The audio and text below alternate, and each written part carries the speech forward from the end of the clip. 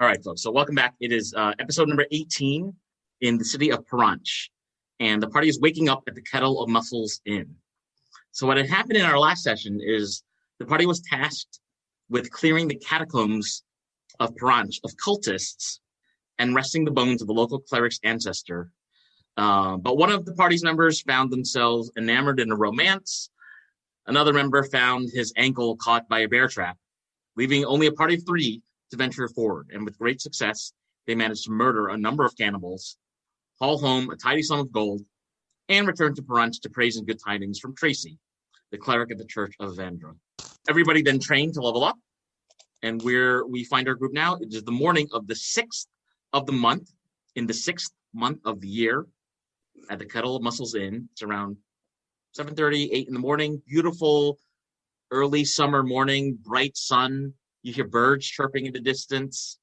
The Oyster Festival, has already concluded because it took place while you were training. But the party, has had a couple of nice nights going out and getting really cheap oyster dishes and oyster soup in the past few days. So they're feeling really healthy and ready to explore and do some stuff. Okay, so did we have a plan for today, or are we just doing whatever? I mean, I feel like we should recuperate and kind of gather our strength, maybe train a bit to improve, and then perhaps it would be cool to follow the lead of Hamilton and see if we can scout out where he went. But I don't want to fight Hamilton again. We'd be stronger. He's such an ass. I know. He's like, haha, fight my tentacles, and then he runs away. This happens every time. Pat, you notice a jar in your cloak that is currently holding your pet rat, Wasabi. He looks extremely weary and fat from licking the sides of the jar, having consumed some of the remaining corpse fat. And it seems like he ate them. That's disgusting. And he's kind of like has a huge belly, and you can see he's woefully tapping on the jar. It looks like he wants to get out. Yeah, I'm dumping him out on. Is there a table? Yeah, in your bedroom. Yeah. Yeah. I'm dumping him out on the table. I'm gonna scold him for eating people. I don't really know how to do that, but just don't eat people. That's weird. I know you're a rat, but come on, like, ew. Gross. He's breathing really heavily and wheezing almost, and he looks up at you and he grins, and it seems to have his personality back. Shoot, wait, what were we talking about before my rat ate bits of human? Oh, yeah, I was fighting Hamilton. Yeah, I hate Hamilton. I don't want to fight him. Let's do literally anything else. Except for fight the necromancer lady. She's worse, but Hamilton's more annoying.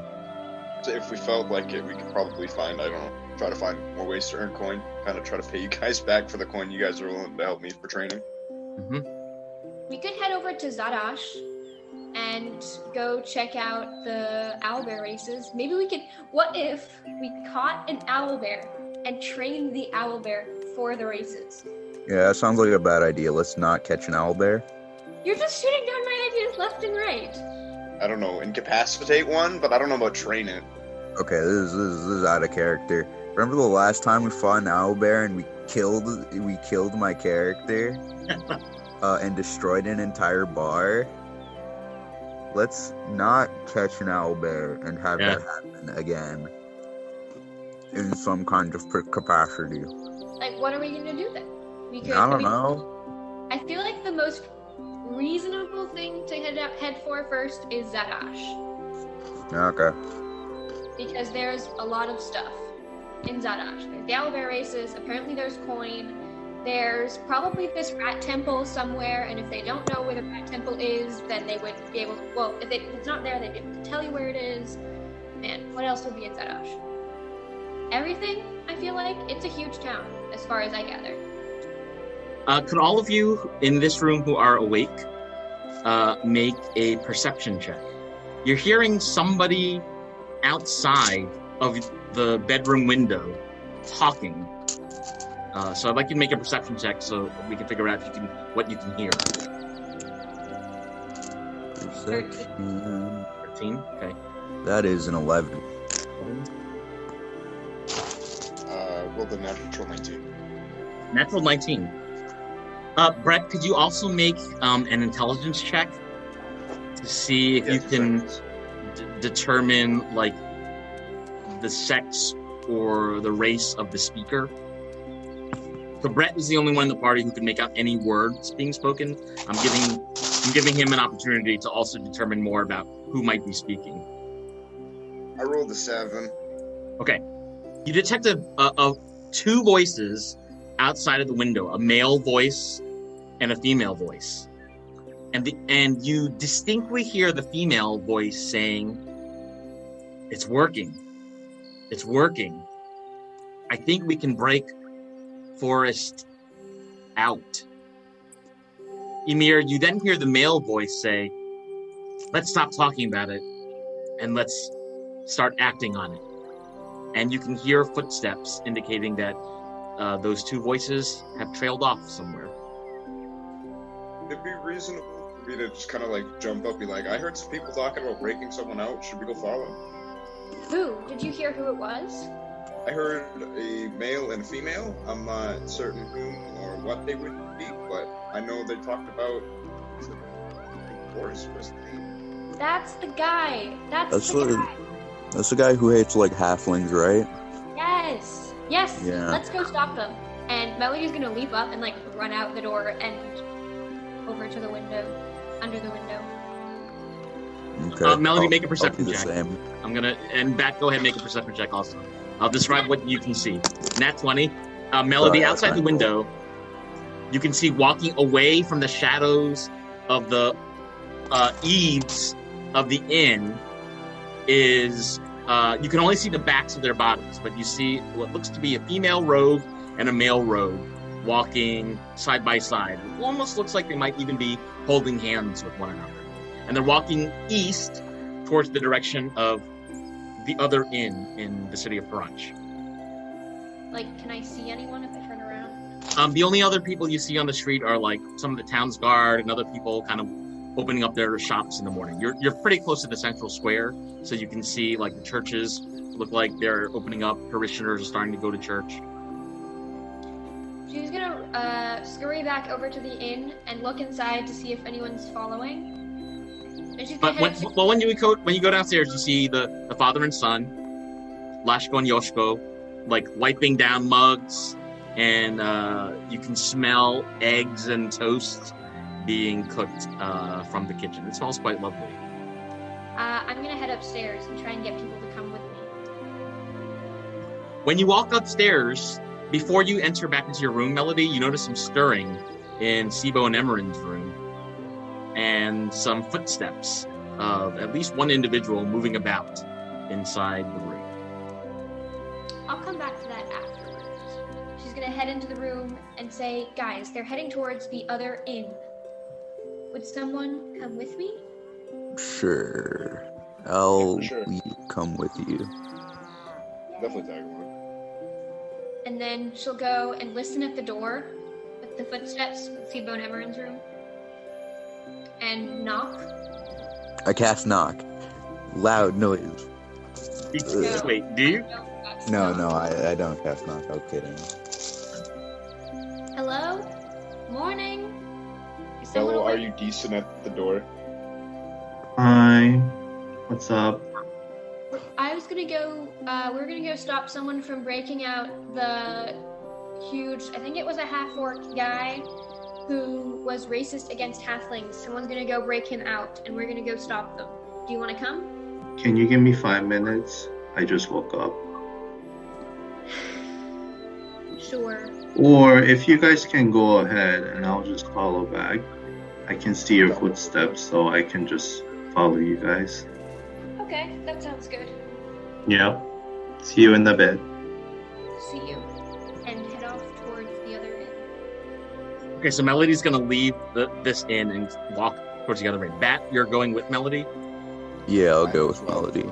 Emir is going as well. Okay, so the three of you head over to the other inn, which is called, the Silver Oyster, and you've been here before, so you see the revelry that had happened in the last week. There are broken mugs and broken wooden benches still, some broken chairs strewn about in the front. It clearly looks like this is a place where people here party. The inn itself is this rather simple wooden building. And once you walk inside, you see Anya, the tall half-elf with really beautiful long blonde hair, and hanging from the ceiling are all matter of talismans and necklaces and charms. Anya is serving breakfast to a few people who look like travelers sitting here in the inn. You see a couple of empty tables. It smells pretty good here in the morning. Locals are drinking mead and tea with their breakfast. Do I see those two rogues anywhere? Nope, no trace of the two rogues. So you knew they were walking in this direction, but they don't look like they're actually in the inn. Is the jail in this direction? Make a history check to see what you know about where the jail might be. That is a 17. Yeah, so Melody would know that the fastest way to get to the jail is to walk along the wall of Paranxi Hill, connecting the city of Paranxi to Mali Paranxi, which is a small suburb of the main city. And if you can walk from this major downtown hub to the small fishing village on the other side and take a boat, the boat would take you to the prison. So it's offshore? It's offshore. The prison is on an island. And Melody would know the name of the island is Ukryty Island. Okay. So she's going to turn to everybody and relate this information. Okay. What do you guys want to do? I mean, I guess we can go follow. We can go to the go to the jail on that island that I'm not going to try to pronounce. There'd be any sort of holding cell they would keep them in before they move them to that island? Because I feel like if the person was on an island, it would be a lot harder for just two rogues to break them out. I mean, if they have a boat, they could probably just, have him break out, then just like hop on the boat, and then they disappear off into the sunset. Well, I mean, I'm down for going and heading over and doing that first thing this morning, so... Sure, I'm good with that too. Sounds like a good time. So the three of you make your way towards the central square, and as you cross the central square to start climbing the long stairway that goes up to the wall that spans Paranxi Hill, you see the sun from the Kettle of Mussels call out to you and say, "Hey, where are you two going? Your friends are waking up." We're going Where are you to three going? We're going to the jail on the island. Going to the prison? Why? Some people said something about a breakout or whatever. Oh, Someone's no. gonna, leave. Yashko's eyes grow big, and he says, "That would be terrible if anybody escaped from that prison. That is some of the worst prisoners this side of Virlinia. Are you up to the challenge?" I mean, who else is gonna really do it? Who else is gonna take up the challenge? Let me know if there's really something going on in the prison, because we should send some more towns guards over there with you.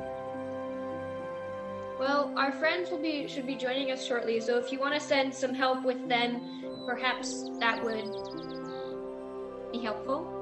We'll do that. I'll tell the cleric and the ranger that you're crossing the wall to go to Mali Paranxi, where the boat slip is to get to the island. Thank you. That would be lovely. All right. Well, Avandra be with you. And with you. And he nods and kind of waves you off and is whistling a tune as he goes back to the inn. It's around 9 o'clock in the morning. Bright day. You see, all kinds of people starting to walk around in the square, and the party starts to make their way toward this huge sweeping stone staircase that then zigzags up over Paranxi Hill and gets to the other side. It's going to take you a couple hours to cross this wall because the steps are so high, and there's a little bit of altitude, not so much that would cause anybody any pain or sickness, but being that the distance between each stair in the wall is kind of high, it's a little bit of it takes some work to actually get over there. As the three of you start climbing the wall, you get a really beautiful view of the Virlinian countryside. You can see the Malagasy oceans to the east. You can see the salt pans of Paranxi as well. It looks like they're multicolored salt, and there are workers there kind of, working with the salt, sorting salt into different crates. And once you get to the top of Paranxi Hill, you can see a really small fishing village on the other side, which looks like it has a really tiny inn and a number of boats kind of docked along the shore. And you recognize that this must be Mali Paranxi, or like the small suburb of the main city. Okay, I guess let's keep going towards the direction of the prison. Down to the docks. Yeah. Well, at this point, it's about 10 o'clock. Silverin and Sibo are fed, and they see each other downstairs at breakfast in the tavern. And Yoshko, the son of the owner, sees you both and says, hey, adventurers, the rest of your party decided to go to prison. I mean, to explore the prison. They didn't get arrested or anything. They just decided that they wanted to check it out. They heard something bad was going on over there, and that they would be the ones to figure it out. For a moment I thought explore prison was a new slang I hadn't heard. Yep, alright, we'll be on our way. Where is this prison? Oh, Ukryty prison. You basically have to cross the Great Wall of Paranxi to the other side, to the small fishing village of Mali Paranxi, and there you'll find a boat slip. Just simply hire a boat, and the boat will take you to the prison. The prison is on an island called Ukryty Island. Gotcha, and we can't take a boat from here? That's correct. Well, Sibo, any last preparations? I think I'm all set. Do you want to go out? Fuck yeah. Alright, let's head out. I will also, just because there's no cost to it, I will give Sibo Blessing of the Trickster. Okay. In case, for some reason, we need to roll stealth. Okay. What does that do? For the next hour, or until I refresh it, which I can do for free as an action, which I'll just do once it starts to get low, you have advantage on stealth checks. Alright. So at this point, the main party is about an hour or so ahead of you, and they make their way to the small suburb of Paranxi, which is known as Mali Paranxi. Here, they see really like lush green bushes, and you can smell different kind of flowers and really sweet. There's a really sweet like floral aroma on this side of the hill. It's getting different sunlight than the other side of the hill.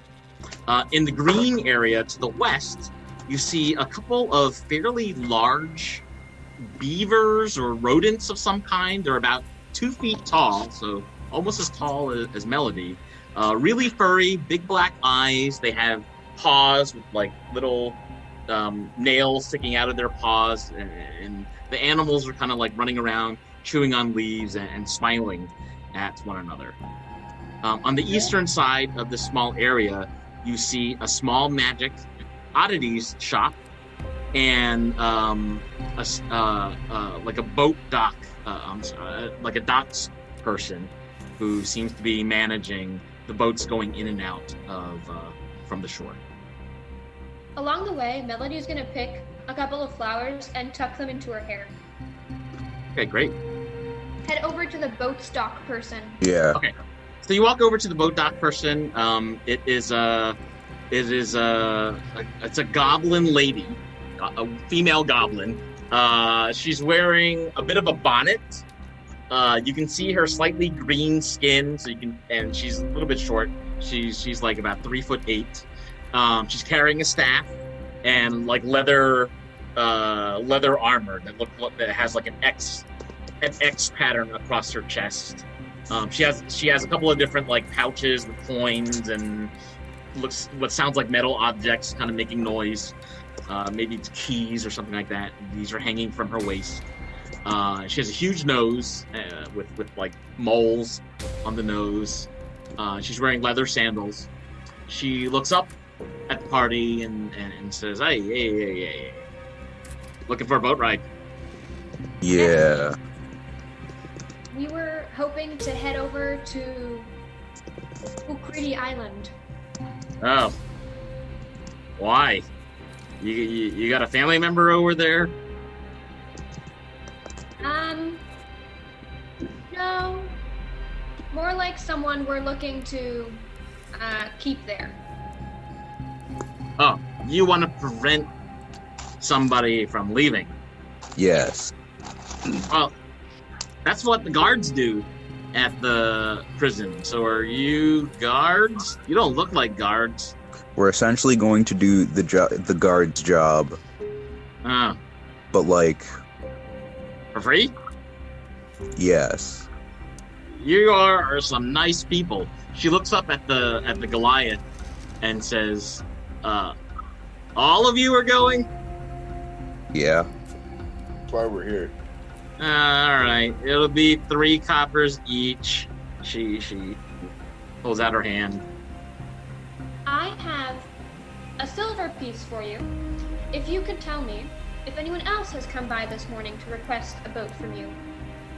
Yeah, go ahead and give yourself 10 experience points, Melody.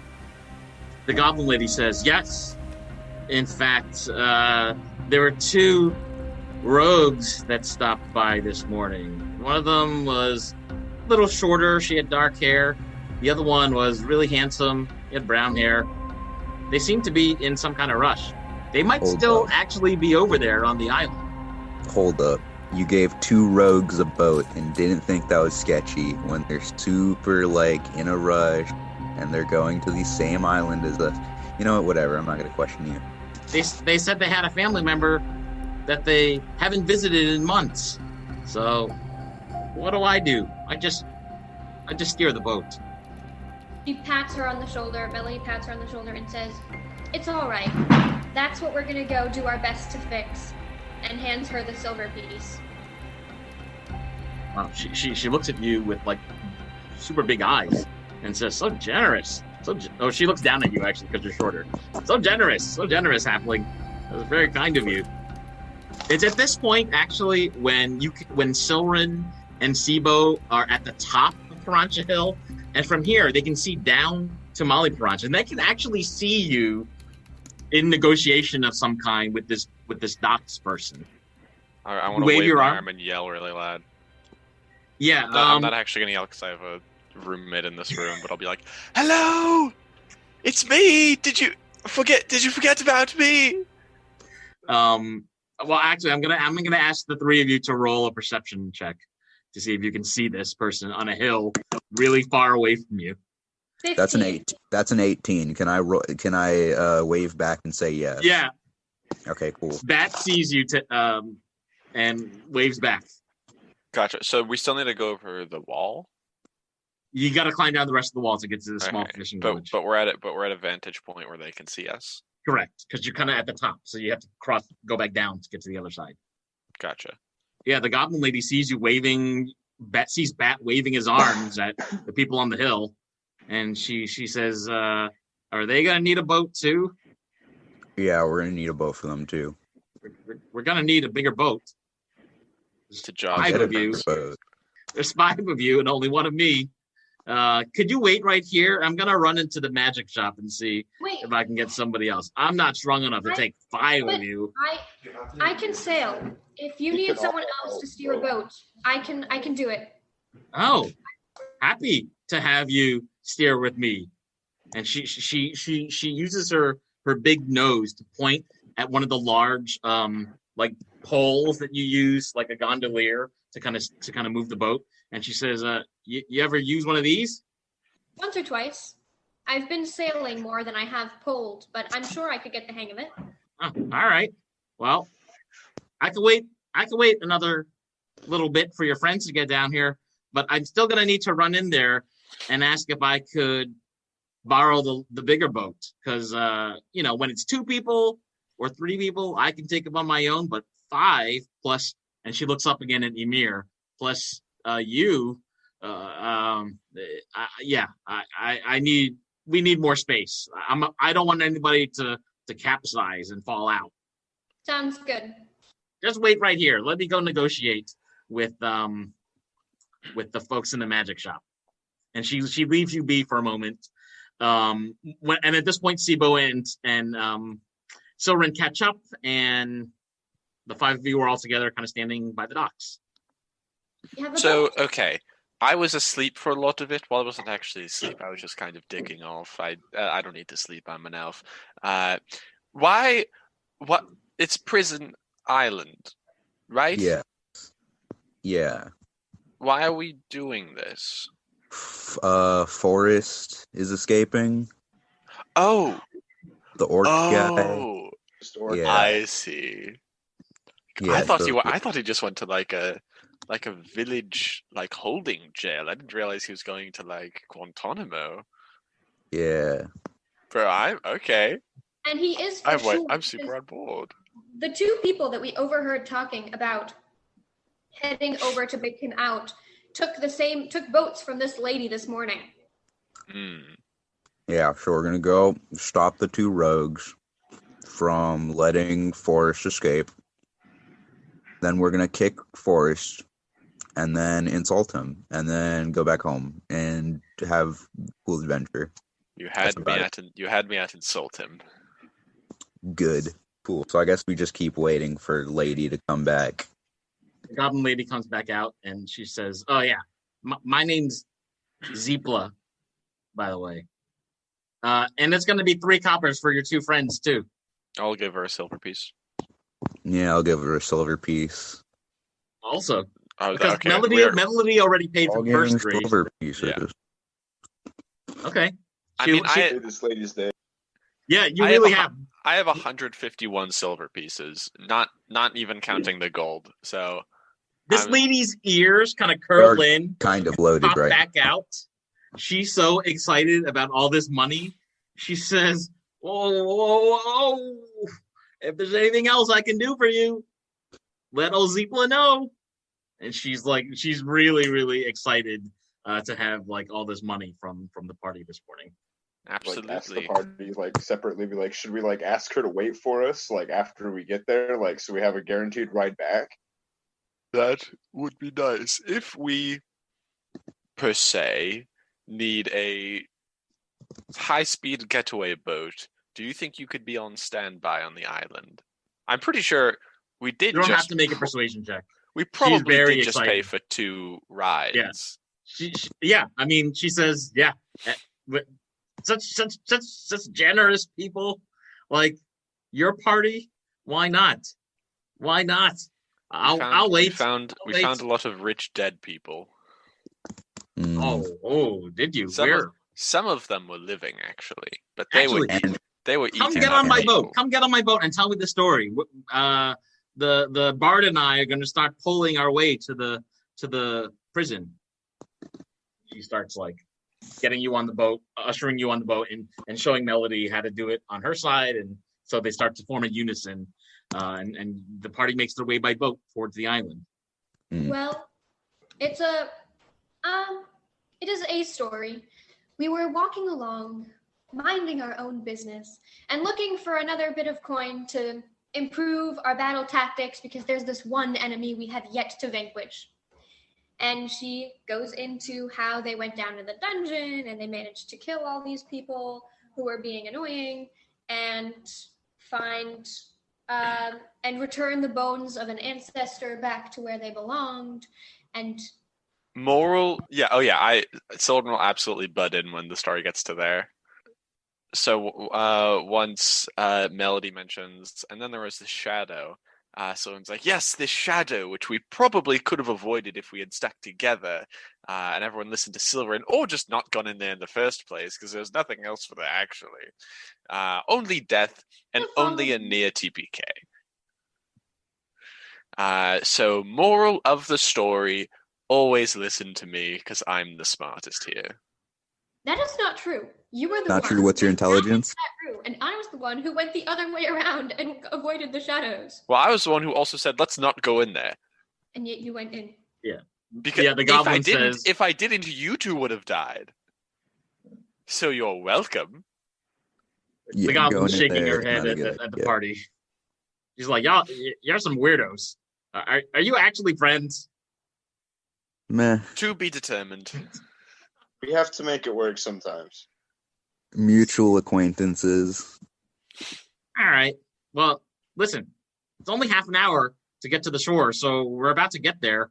Anything else I can tell you about this prison before I let you off? You know the Sure. layout of the place? Yeah, more or less.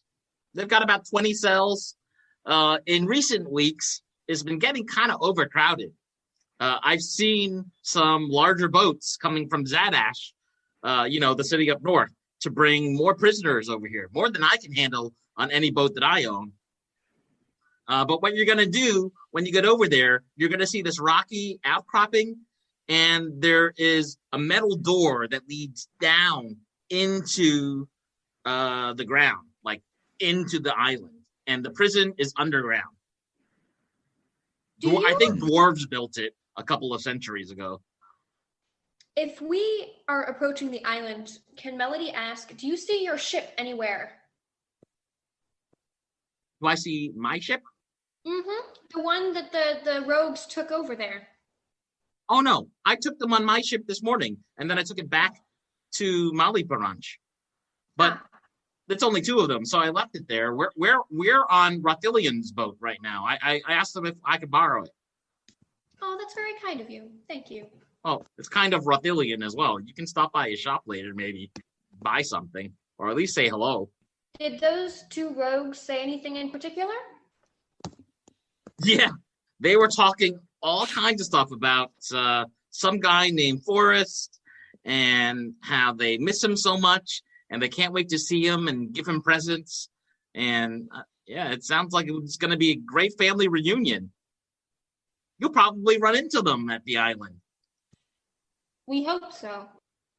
Mm. Yes, they're good friends of ours. Oh. Mm. That was a joke. If they want to get on this boat, please do not let them.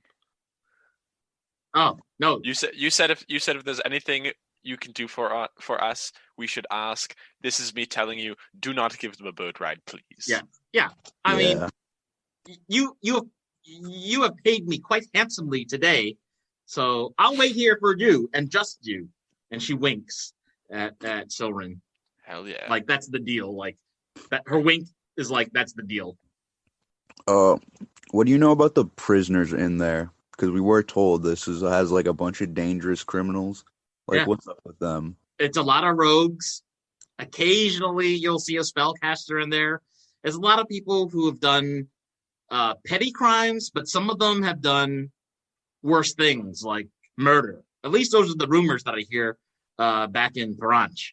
Some of them have stolen livestock.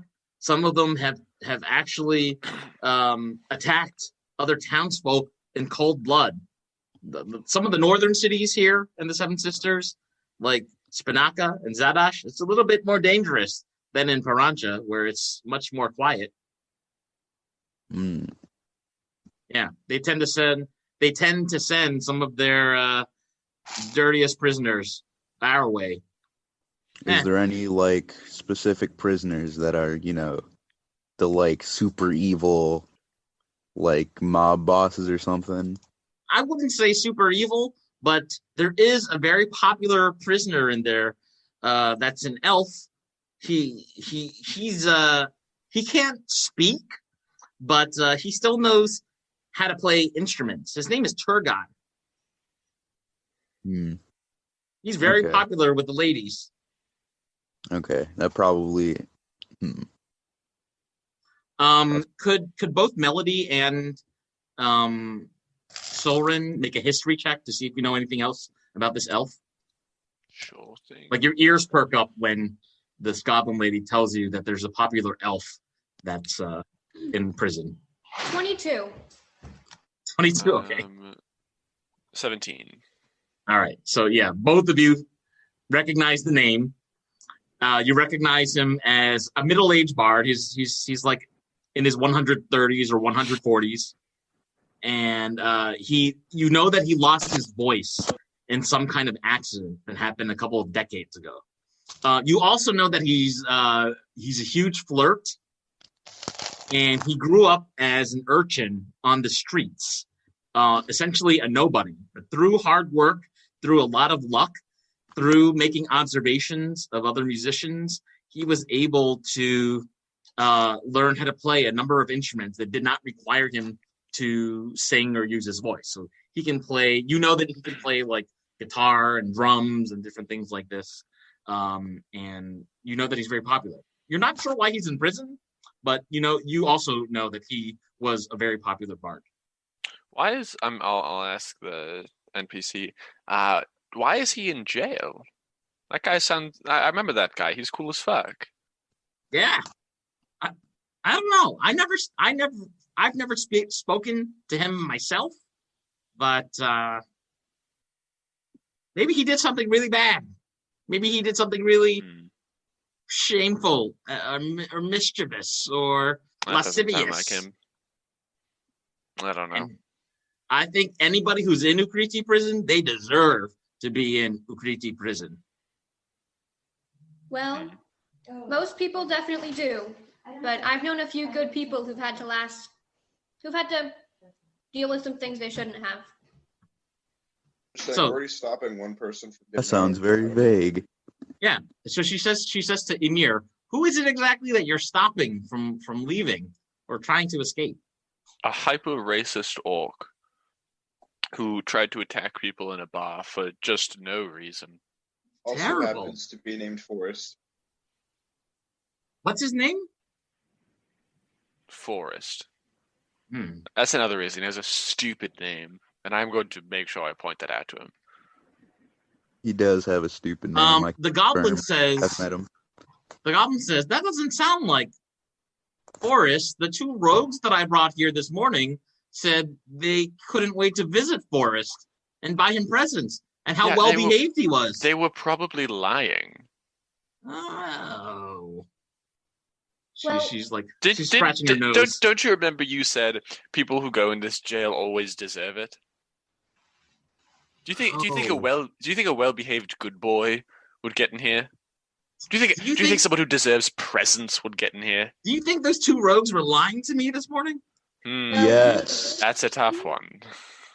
We overheard Very them blatantly. breaking him out of prison this morning, and if you were to break someone out of prison, do you think that you would tell people you were breaking him out of prison, or would you cover it up by saying something nice?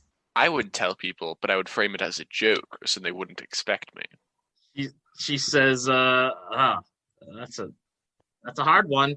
I don't know. I don't know the answer to that, but I'm sure whatever you see over there, you're going to make the right decision.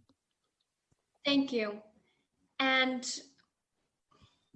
if the rogues do return, and if they bring Forrest with them, well, regardless of who they bring with them, if they offer you any money, if you refuse them and let me know how much they offered you, I'll offer you more. More? Yes. Oh, your group has been so kind to me, giving me all these silvers already. I'm in debt. I'm not a greedy lady, so you don't have to pay me more. Okay. Well, thank you. Well, here's the prison, and she points. You see this island. It's a couple hundred meters long on the surface, very rocky surface, rocky beach. You see seagulls kind of flying around what seems to be an area where they have garbage and waste on the eastern part of the island. But your boat is sort of moored on the western side of the island, And you see a metal door, just as she described, which looks like it goes down into the island. And she uses her big nose to point in the direction of the door and says, "Well, we're here. I'll be here waiting for you."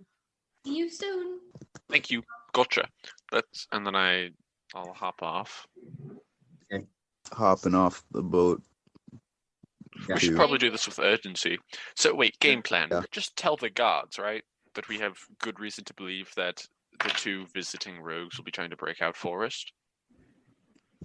Because they have no reason to want to hurt us, the guards, that is. We could try that, yeah. If that goes south, I just want to fight forest. I also would like to do that. I've got some new abilities that I would love to test out on him. Emir, Sibo, what are we doing, or what are we saying?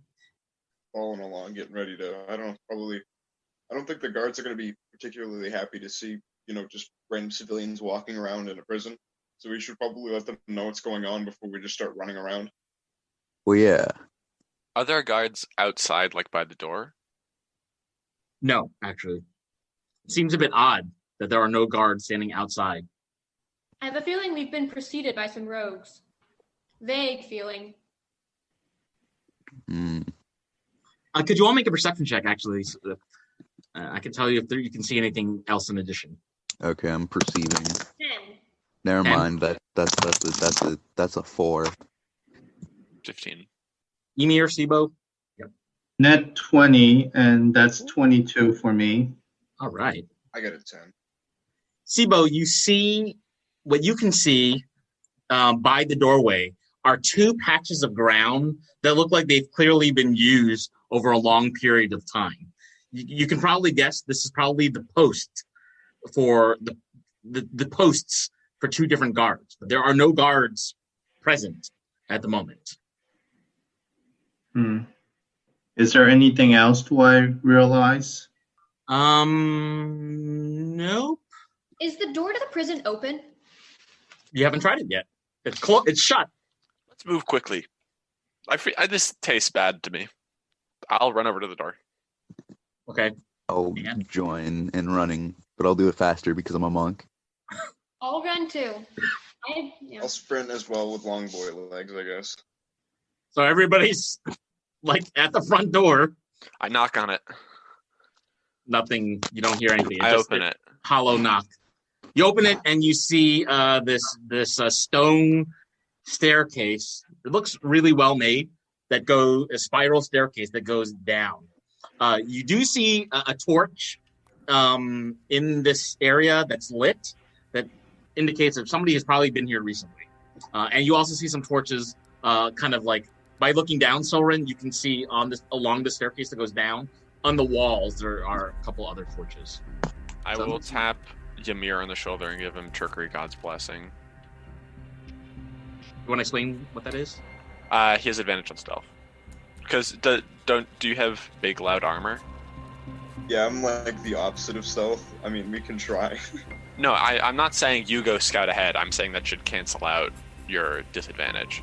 Oh, I see what you mean. And my stealth is decent, so I can... And since there's light, I can stealth down there and do things. Do you have an order in which you want to go down the stairs? Should I just go first? Since I'm stealthy. I'll go after him, also stealthy to some. Okay. I don't know how stealthy Sibo might be. Probably more than me. I don't know if doing it... I mean, we're all going to be going down the stairs. I don't know if doing it in order of stealth makes too much sense. Okay. Because if one person's loud, they're going to hear our footsteps and know that people are coming. So I think it's more just who we want in the front if a fight breaks out. In which case, I propose Ymir. Sorry, I'll say the character. I think Ymir should be in the front because he is the thickest of us all. I guess, yeah. I'm cool with that. I think that's a good plan, good idea. So, does that mean Bat second, Melody third? Sure. I'm okay with being fourth or last. Sibo, do you have a preference? towards the end, I guess. Yeah. Do you want to be second last or last? I'll be second last. Last? Okay. I'll be the caboose. All right. So you make your way down this staircase without much of a problem and enter a relatively dark dungeonous prison. It smells kind of bad down here. You can hear water trickling from the rocks. You can smell where there's like a pile of chicken bones and other bones of meat that must have been fed to the prisoners. You hear the screams of prisoners the closer you get to the main entry area. You hear people muttering things like, let me out, I'm innocent, and things like this, just people yammering on. It actually sounds very, very crowded in the prison right now. Can I whip out my shield and holy symbol? Yeah. And as you round the corner, Emir sees 3 individuals dressed as guards who immediately look up at you. One of the guards walks forward and says, "Are you here to relieve us?" He's tall. He's tall. He has dark skin. His face looks quite honest, and he's carrying what looks to be like guard weapons. Yeah, probably should ask if he, I don't know, yeah, what's going on, if we can, I don't know, if we've heard anything about people trying to escape. No, it's more like the guards have been trying to escape.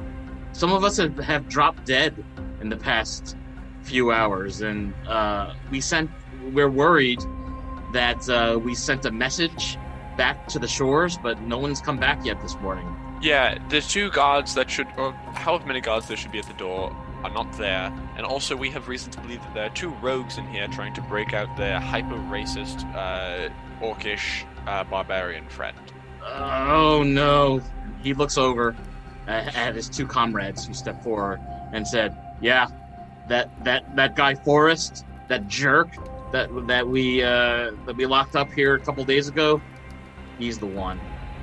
Yep. And they all kind of nodded at each other. The other two. Do you know where his cell is, so we can make sure he's still in there? Yeah, he's still in there. We were just there this morning. It's the 3rd cell on your left, past the doorway, and he points at the doorway. He says, "I'm Moffat, by the way, and these are my 2 colleagues." It's nice to meet you, Moffat. You're well met. Can you let us through so we can stand? So I suppose we are relieving you. We would like to stand guard at Forrest's cell, at least for a bit, so that if his friends want to get in, they'll have to kill us. And we are somewhat adept at killing people. Okay. Well, these prisoners back here are quite dangerous. They've been fixing to I think they've been fixing to escape from here, as all prisoners are, except that weird elf in the corner. But if you want to go in there, you can. You sure you want to go in alone, or Sayway back here could go in with you? We could probably use someone to let us know who's who.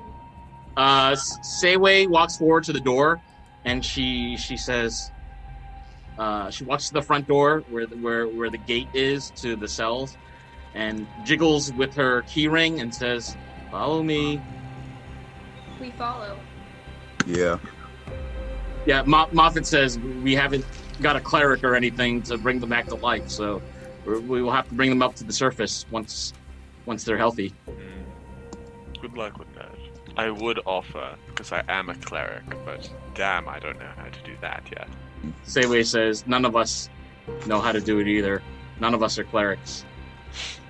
This way," and she waves you forward, and you can see in the majority of the cells you see goblins. Most of the goblins are quite short and angry looking. You can see Forrest, the half orc, and he recognizes Melody as soon as Melody steps forward. There's a weird looking white haired gnome on the left side in a cell by himself. and there's a long. You can see that the hallway of cells goes all the way down to the end, and you can't see around the corner quite yet from where you are. But Forrest recognizes you and says, "Oh, that halfling again!" And he lunges at the bars and he growls at you, Melody, and says, "I'm gonna murder you as soon as I get out of here." All right. I pull out a pillow and I put it in front of his cell, outside of arm's reach, and I sit down cross-legged and I pull out a pair of glasses and I pull out a clipboard and I say, "All right, we're going to talk about this civilly. Now, what kind of trauma did you face in your childhood?" And I lean back.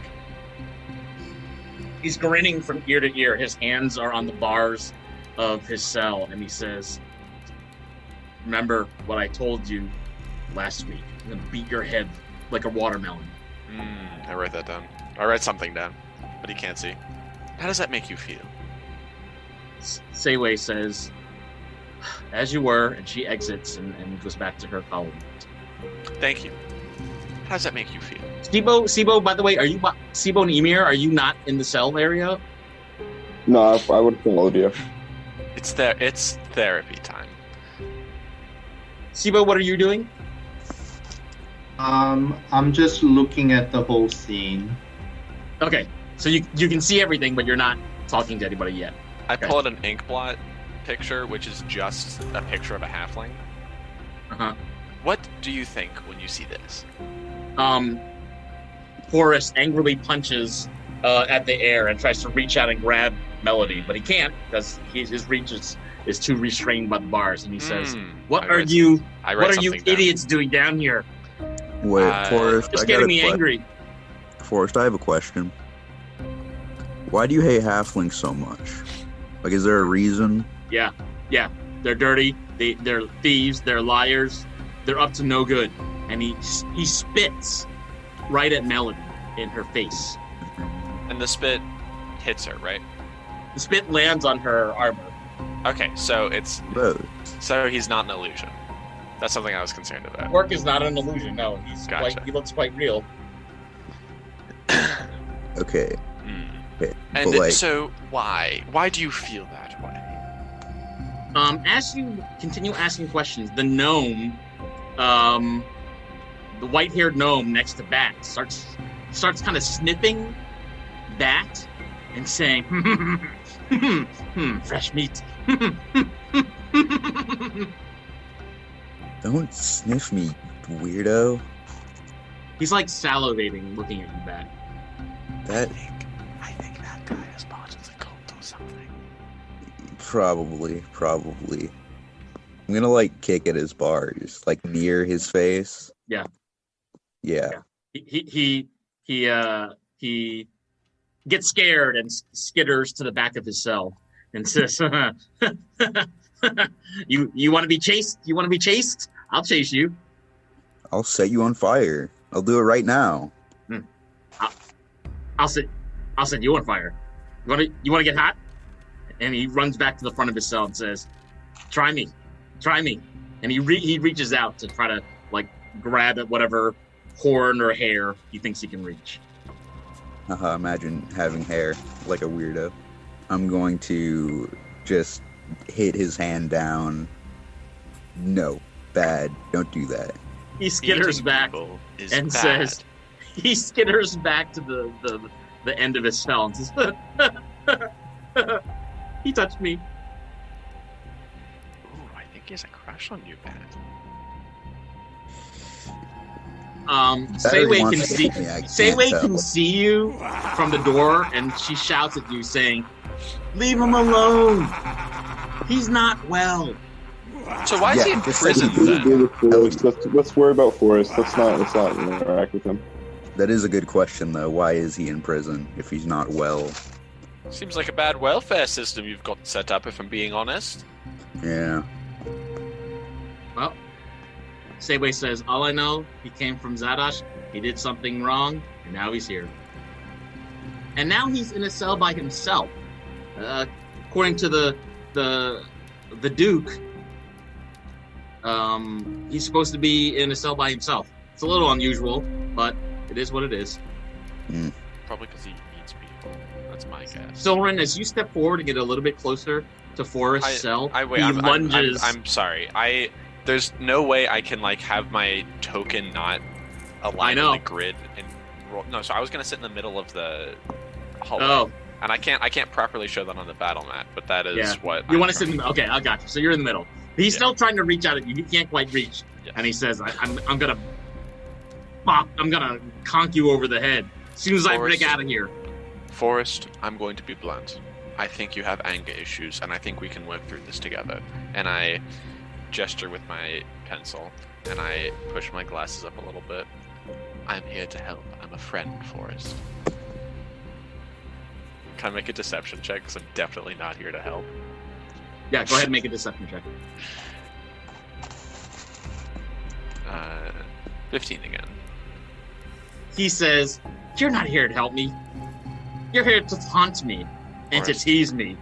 Forrest, yes, I am. I'm here to help. When I get out of here, your neck is mine. And he makes one of those motions with his hand, saying he's going to cut off your head. Forrest, I want you to come out of this prison a better person, a refined person, someone who can rejoin society and not be a prick. Do you think you can do that?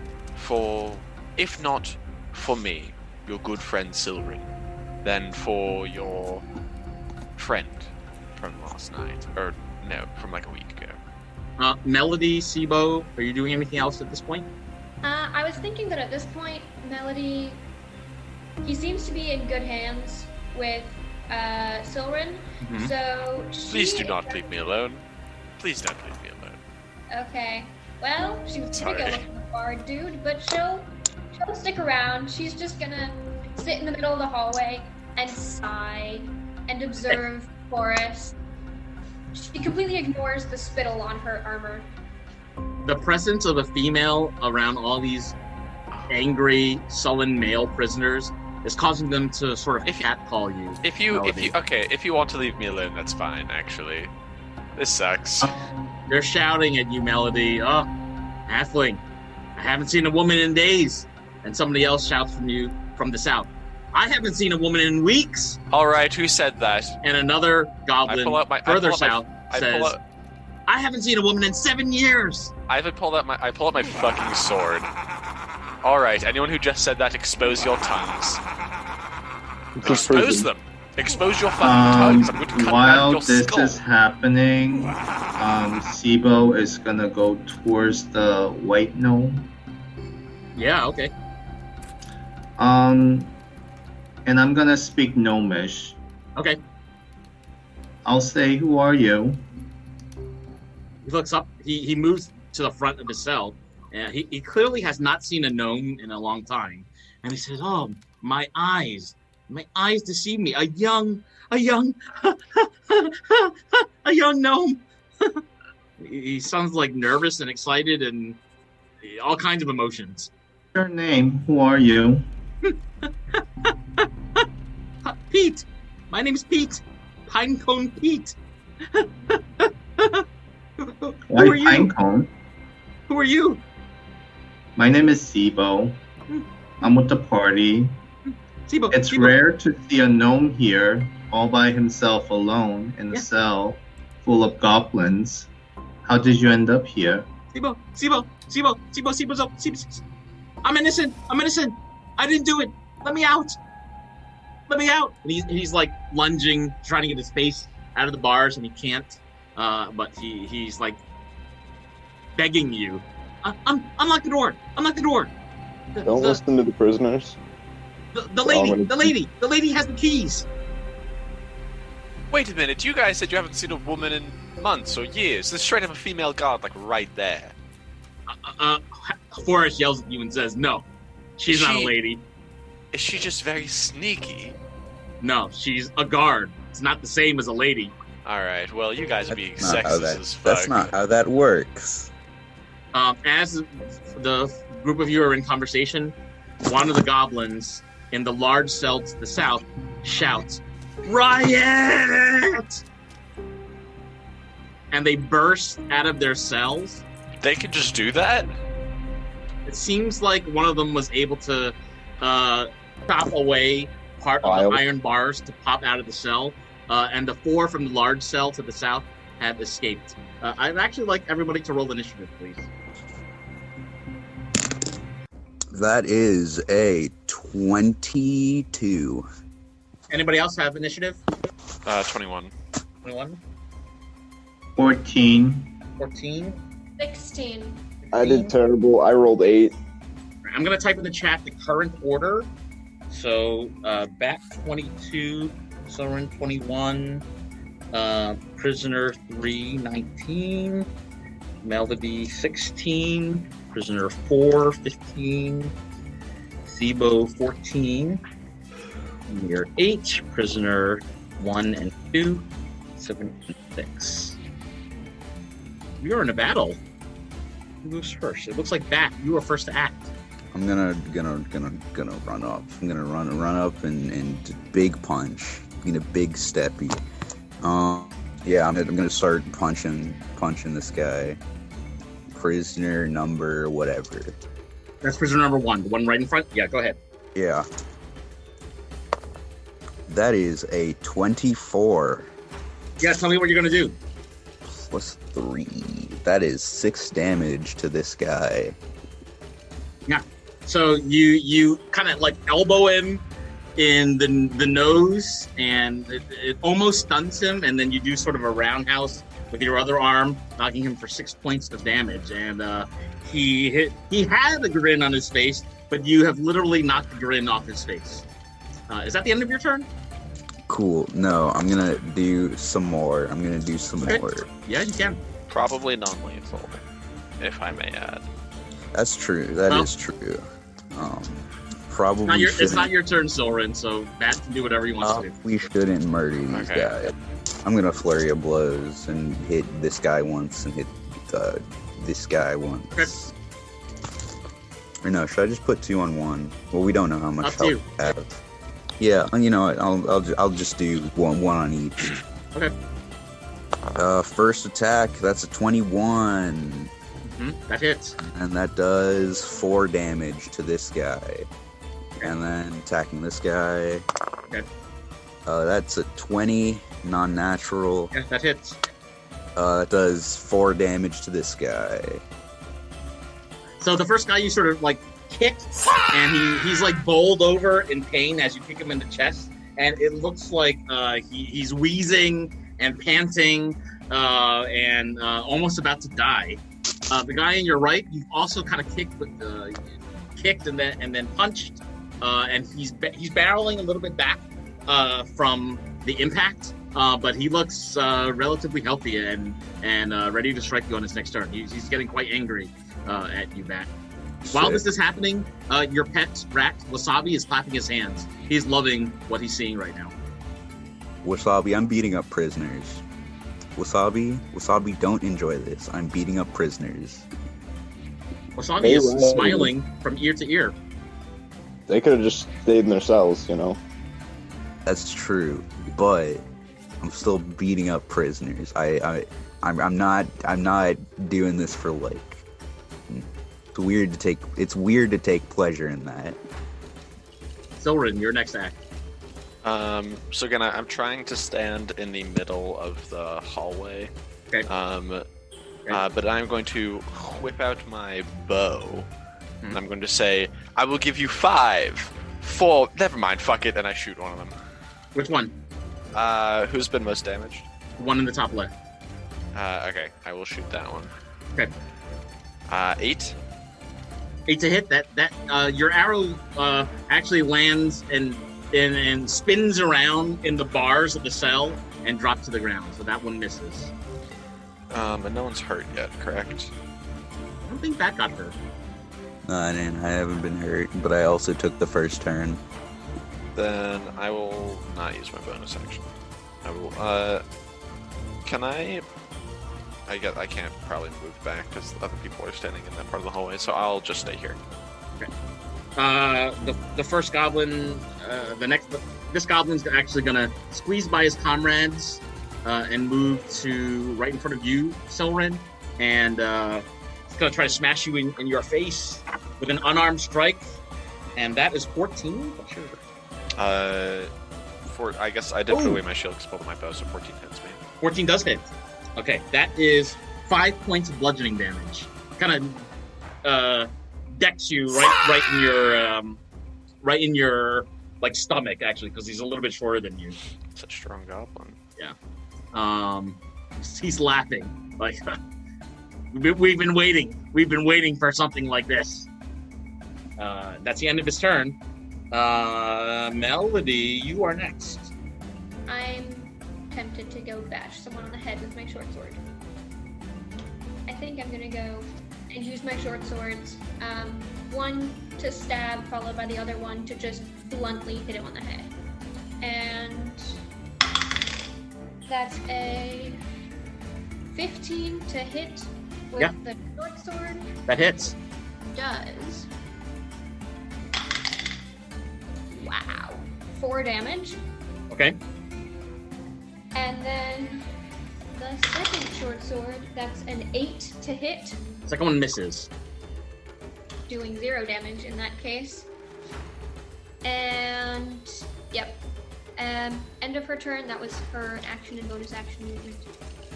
So you swing with both of your swords, and one kind of misses. You can't quite get the angle because he's a little bit taller than you, and you've been used to fighting larger, taller cultists.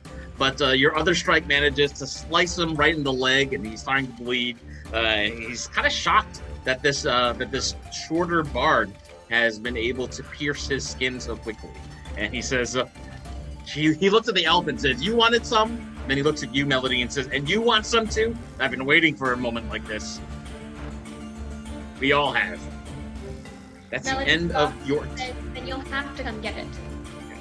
Great. That's the end of your turn. The next prisoner over here is going to unlock the cage of this prisoner. Do they have a key? Looks like he has a way to unlock the door. So, and also, which one did that? The one in the back. I'll move him like that one. Just Gotcha. Yeah. So this guy is unlocking the door of this guy, and that's the end of his. Actually, he has. This guy's gonna move forward because now he's escaped, and he's gonna squeeze through his comrades and try to punch it back. And swings with an unarmed strike, trying to strike back in his side, and he misses. And he says, "Oh, I can't wait to taste. I can't wait to taste sweet freedom." That's a weird word for death.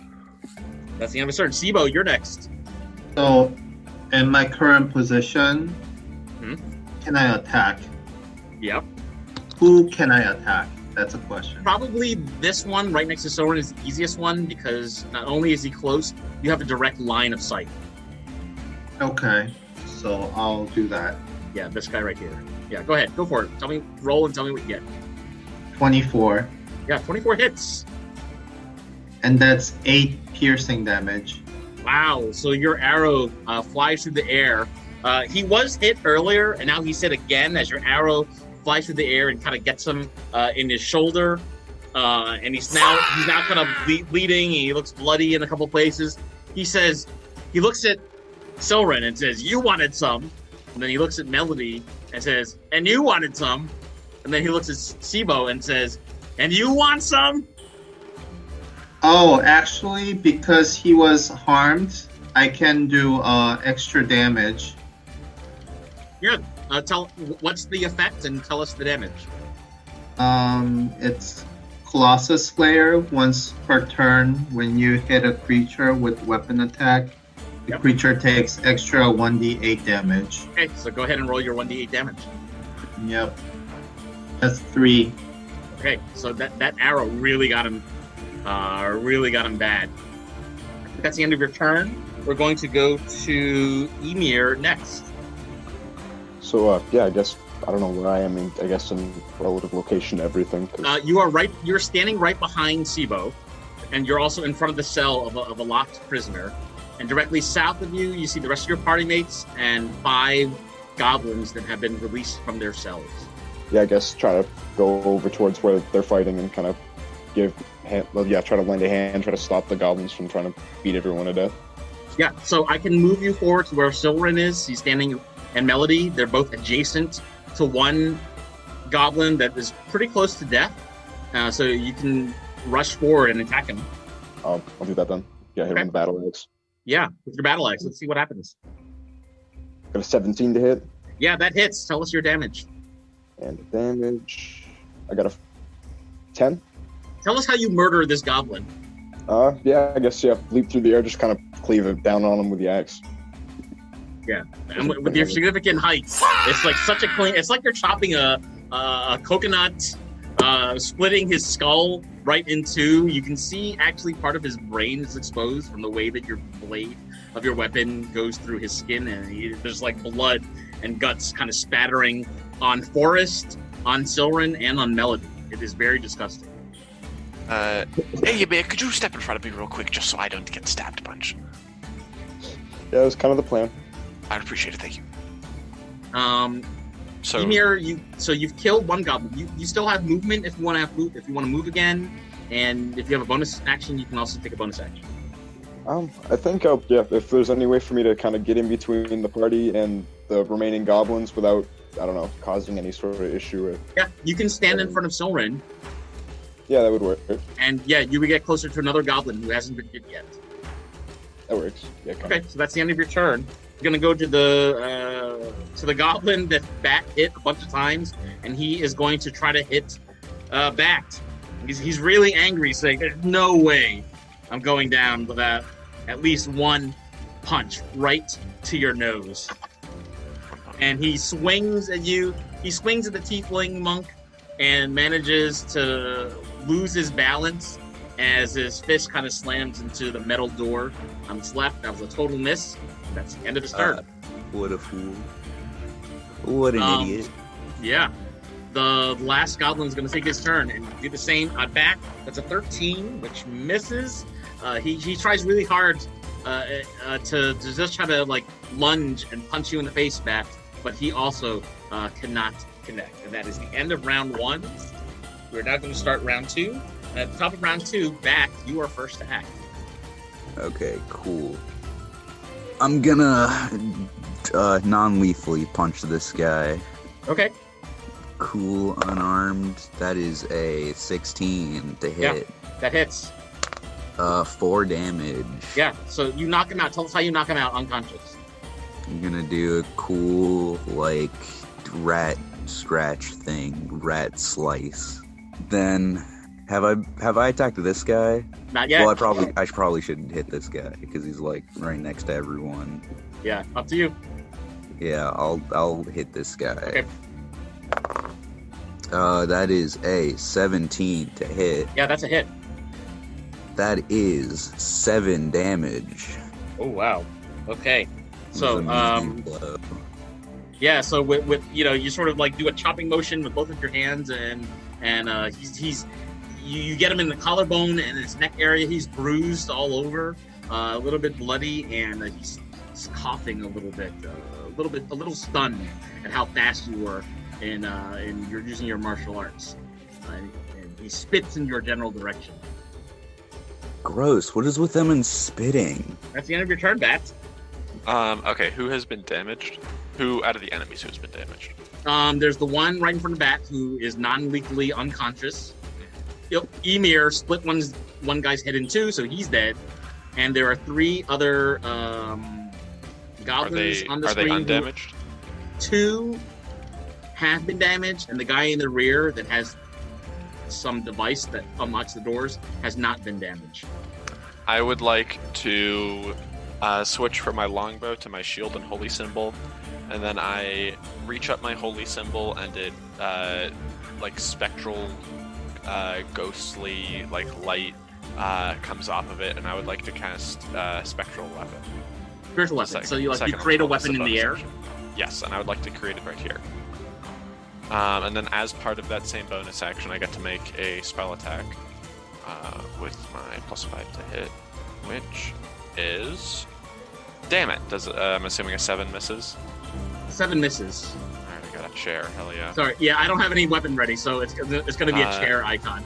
I mean, no, I'm okay with conjuring a spectral chair. I You swing. conjure a spectral chair then.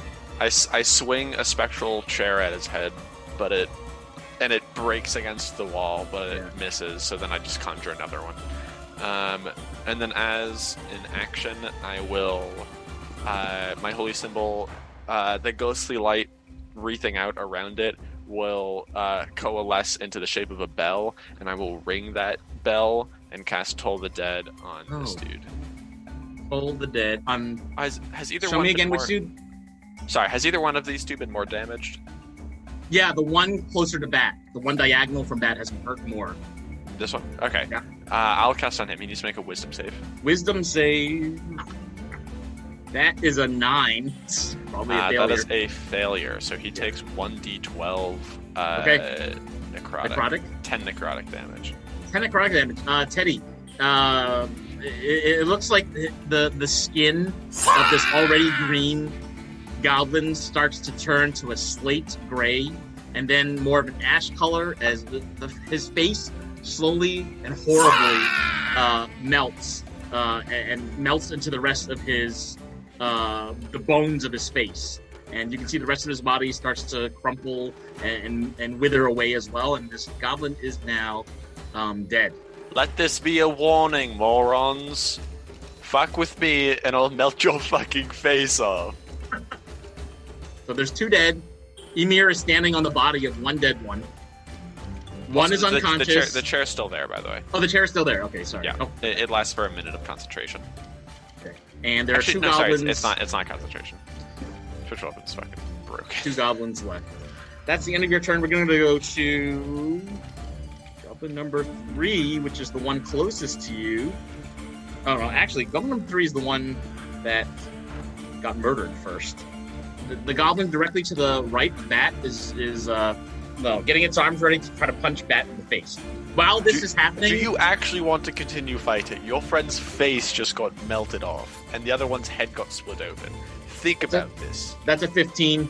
That's going to hit Bat for 5 points of bludgeoning damage. Okay. Now, But what if ladies. it didn't? Luck point. Yeah, I rolled a 10. Does that hit? No, he has to reroll. Sorry. Oh, you have to reroll. I thought it was me. Oh, whatever. Yeah, reroll your attack. It's a better attack. Now it's a 17. Damn. Unfortunate. What are you at now, Bat? In terms of hit points? I'm at 20. 31 minus 5. Why can't I do simple math? 26. Yeah. 26. As this is happening, Forrest the half-orc, he's coughing up some phlegm, and he spits it on Silrin. Bruh, stop. You're spreading germs and stuff. Bro, virus, put your mask on. Come on. He's grabbing the bars, and he's like almost biting at the air, saying, I can't wait to get out of here and punch you in the face. Do you really want a round 2? We kicked your ass last time. Yeah. Oh, I'm stronger now. And I'm So smarter. am I, bitch. All right, that's the end of that goblin's turn. And so we go to Melody next. Oh, wait, I'm sorry. No, that's not true. Okay, she's going to run. I think she can use halfling nimbleness to run all the way down here. Okay. And she's going to go for this guy because Okay. she thinks he's. Yep. And she's gonna go at him. I mean, I don't know. Do I have anything special? Yeah, short swords first. Okay. That's a 13 to hit, That hits. and that does 9 damage.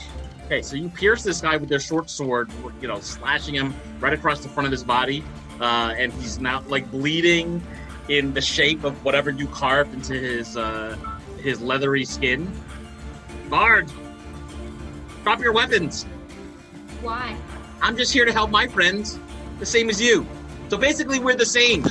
So drop your weapons. And she's gonna use her. That's not a light weapon. She's gonna use her short sword to do bludgeoning damage on his head and knock him out. And that is a 12 to hit. Melody, that misses. Boo. I was very close. You try to knock him out, and he says, "Oh, come on! I thought we were gonna be friends." And he kind of like blows you a kiss. He might have been one of the goblins who was screaming earlier that he hadn't seen a woman in a long time. Yeah, well, not happening in the near future either. Yeah. All right. It's now actually that goblin's turn. He's going to use part of his action to unlock the door of the cell that's on his left, which is going to let out 2 more goblins. And then he is going to round the corner and go this way. So Melody, right now, you're the only one on the map who can see what's around the corner, but I'm gonna also make it visible for everybody else. Wait, if the goblin runs around the corner, she gets an opportunity attack. Well, in that case, you know what? He's actually gonna do that anyway. So Melody, go ahead and take your opportunity attack before tries to escape. That's a 21 to hit. Okay, so that works. And it does 7 damage. Can I knock him unconscious? Wait, is this non-lethal, or are you trying to kill him? No, I'm trying to like smack him down to knock him unconscious. I don't want to kill the guy. Okay, so so this is like with the butt of your sword. And just like swing it at his head. You swing it at his head, and he drops his sort of metal keys. They don't actually look like. I mean, it looks like a key, but it looks like a bunch of small metal pieces that have been glued together somehow. And he drops it on the ground in front of him and is knocked out unconscious. The other goblins are all kind of like booing and saying, "No, that was our friend." And she's gonna swipe the keys. I'm so sorry. Yeah, you can do that. You have enough. Oh wait, I don't know if you have enough movement to do that. Well, I mean, if he's here, I feel like I could probably reach around or over him if I just move right there. Yeah, the keys are here though. Ah, food. Yeah, you already did 25 movement. Oh no. Well, the keys are there. So I don't have an icon for keys, so I'm gonna put a chair there. In that case, these 2 goblins are now going to jump out. This one is gonna walk over here and try to kind of like do some Three Stooges kind of stuff and slap Melody with an open hand, with the open hand of his palm, and it misses, and he cannot quite connect to anything. And with that, his buddy is also going to do the same and try to kick at Melody in an unarmed fashion. Try to kick at Melody's shins. That is a nat 20. That does 10 points of bludgeoning damage, Melody. Yikes. What are you at now? 18? Yep, I'm at 18 because Okay. a goblin kicked me in the shins. Yeah, that's D&D. Your turn is done. The goblins are done, which means it's now on Sibo. Which one is injured? The one guy that's really close to you is injured. In front of Emir?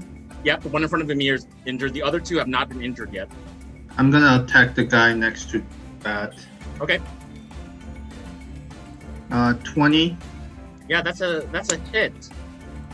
8 piercing damage. Okay. And was it injured before? Yeah, it was or already injured before. Yep. Okay, so 1d8.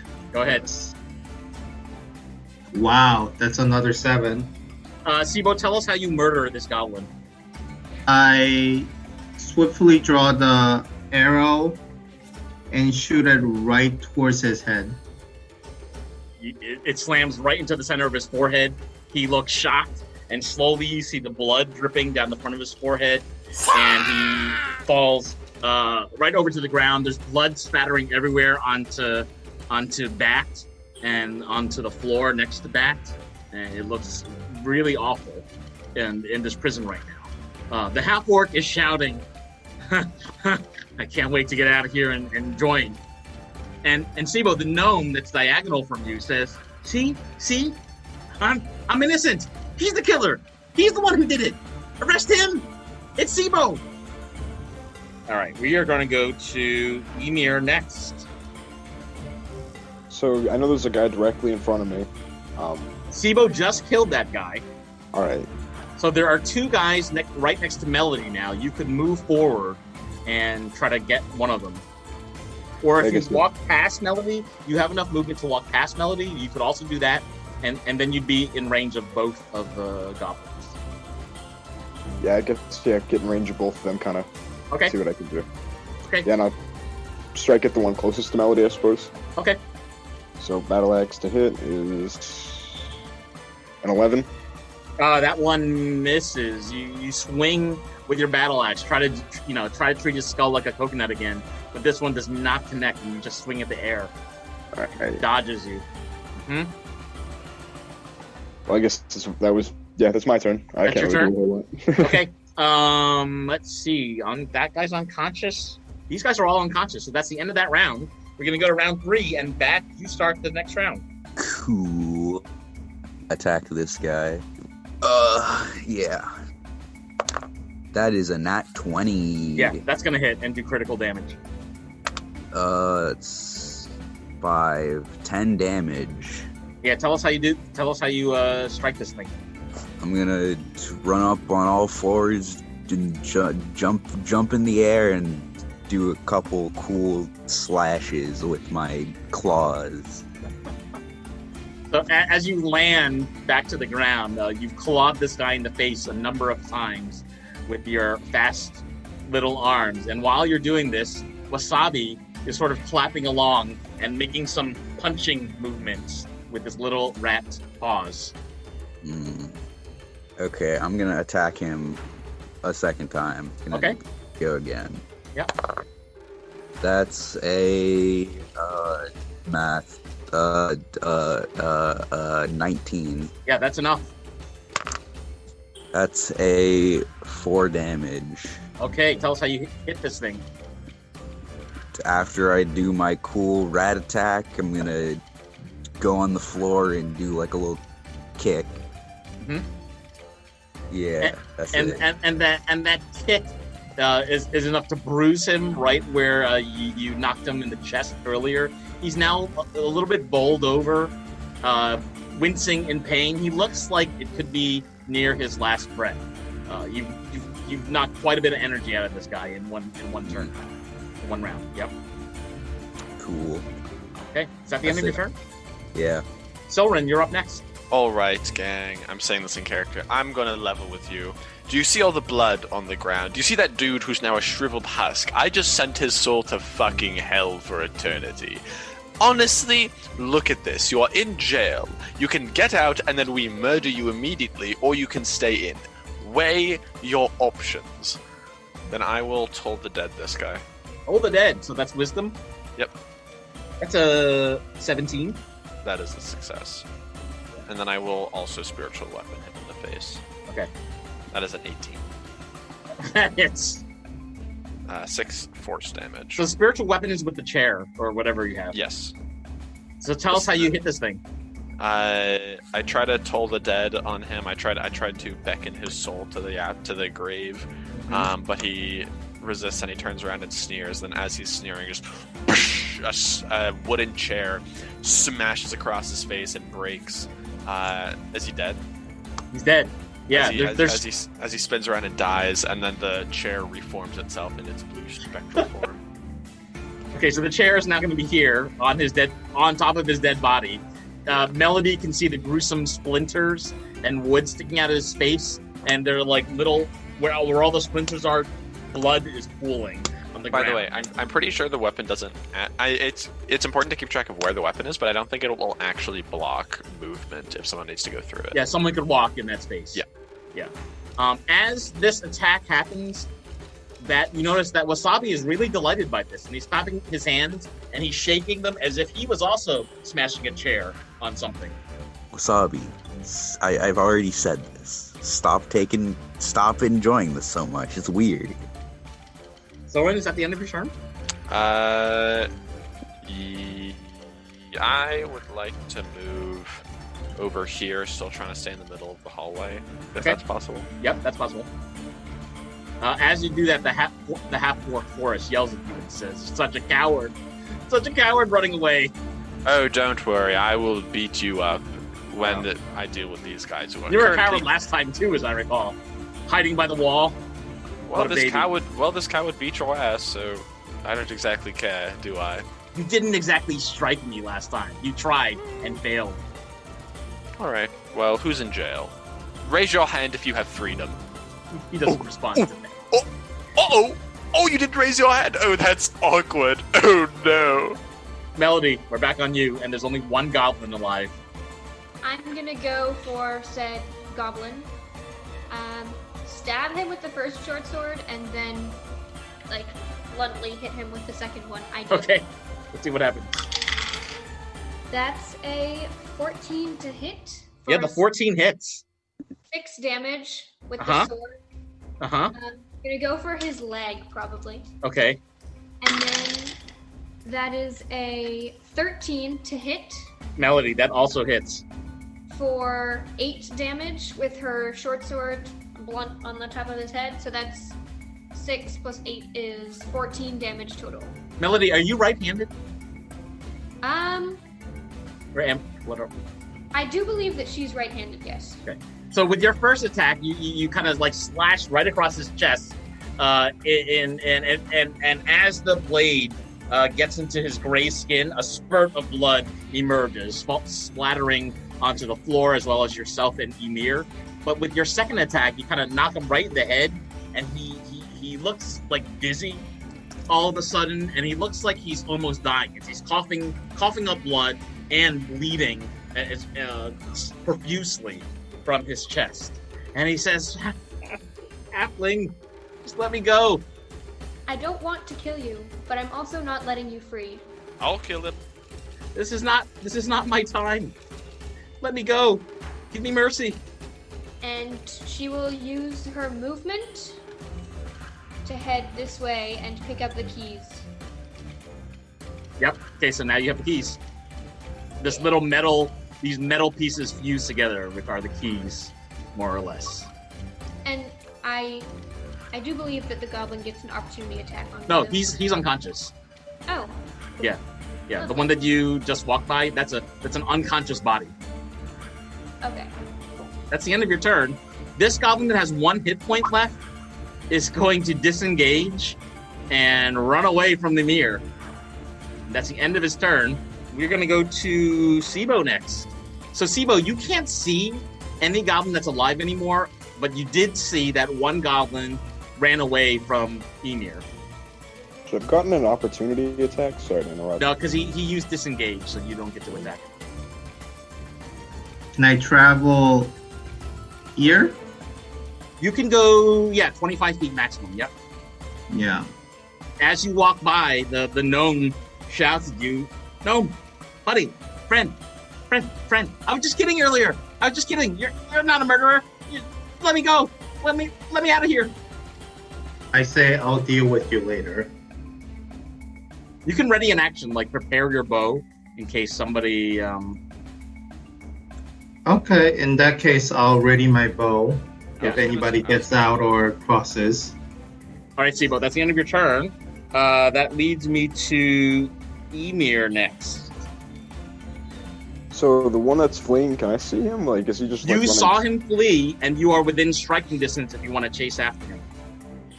Yeah, if anything, I could always try to follow. Yeah. I could always try to throw something at him. I don't know. Okay, so you follow him, and you see a little bit more of this prison. You see 2 other areas with like barrels and ropes and chains and things like that. Things to lock up prisoners.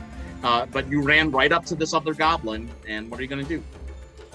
I don't know. Can I just I don't know. I don't particularly feel like killing this one. Is there a way for me to call for the guards and grab him and I don't know what you want to call it, incapacitate, hold him or something, so he's just not a threat? So you have a couple options. You can do something called non-lethal damage, so where you would do a normal attack roll and normal damage, but if it exceeds his hit points, instead of him dying straight out, he's just knocked out unconscious. So we call that non-lethal. You could call out for the guards really loud to see if they hear you and want to help. That's another option. So yeah, you can try a bunch of things. Probably, yeah. I don't know. Yell for the guards while, I guess hitting them over the head. Is that, I don't know. Okay. Yeah, you can go ahead and roleplay it. Go tell me what you're gonna say and yell, and then tell me how you're gonna attack this guy. It'd be guards attempted riot, kind of I don't know, attempted escape, attempted riot, all that good stuff. Then I'll guess just hit him over the head with bare hand, I guess, because I don't really think an axe can do non-lethal. Okay. So I got a 19 to hit. Yeah, that's gonna hit. So you strike him with the butt of your weapon, and it kind of knocks him on the head. Yeah, but I know damage is probably going to be a little more than it's 13 for You damage. tell me what you get. I got a 13 for damage. A 13 for damage? Yeah. Well, in that case, let's see. In that case, you actually do so much damage that he dies. And blood starts pooling from his forehead and lands on the ground. And there's a little bit of blood that has splashed onto your weapon. Wow, you killed him. Okay, I guess that happened. That wasn't okay. Did you accidentally kill him? Yeah, I he accidentally killed him. I might have just caved someone's skull in with the handle of my axe. This team is getting ruthless. There is one goblin that's been alive and in his cell to see all this, and he's shouting at the guards, "They're murderers! They're murderers! Get them!" And with that, the door opens, and Seiwei walks in and says, "What the bloody hell is going on here?" They broke out and started attacking us, so we defended ourselves. Someone gave them a key.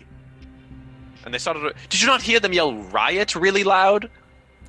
And also, in my defense, I specifically tried to give them so many opportunities to back down, and they kept just swinging. And Melody's gonna, I don't know if, I suppose she can. She'll do her best to pick up this unconscious goblin that's right next to her and carry him over to Seiwei with the keys and, like, gesture and say, Are we "Look." still in combat? No, so you're out of combat. I'm going to give everybody 60 experience points for that battle. I'm gonna say, "Look, I knocked this guy unconscious. It was, and he was the one who had made this." And she hands Seiwei the makeshift keys. So he'd been unlocking other prisoners from their cells, and we did try to not kill them, but they weren't particularly strong. The prison tends to weaken people over time. She's shaking her head at you, saying, "Milady, this is not your job. You're not a prison guard. You came in here from who knows where and just started attacking our prisoners. That's not right. That's not at all what justice." happened. Super not true. We came in here because we had reason to believe, and I suppose we were correct, that there were two rogues who came in here to try and free that very racist half-orc. And I am assuming that it was those same rogues who gave one of these goblins a key, and they were able to break out and start a riot and start unlocking the other cages. If we had not acted so quickly, all of the goblins would be out here, and you guys would probably be dead, so you're welcome. She looks at you, and she looks at Moffat, and Moffat says,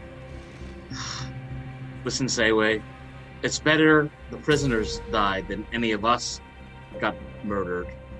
And Seiwei looks down at the floor and says, "Yeah, that is true."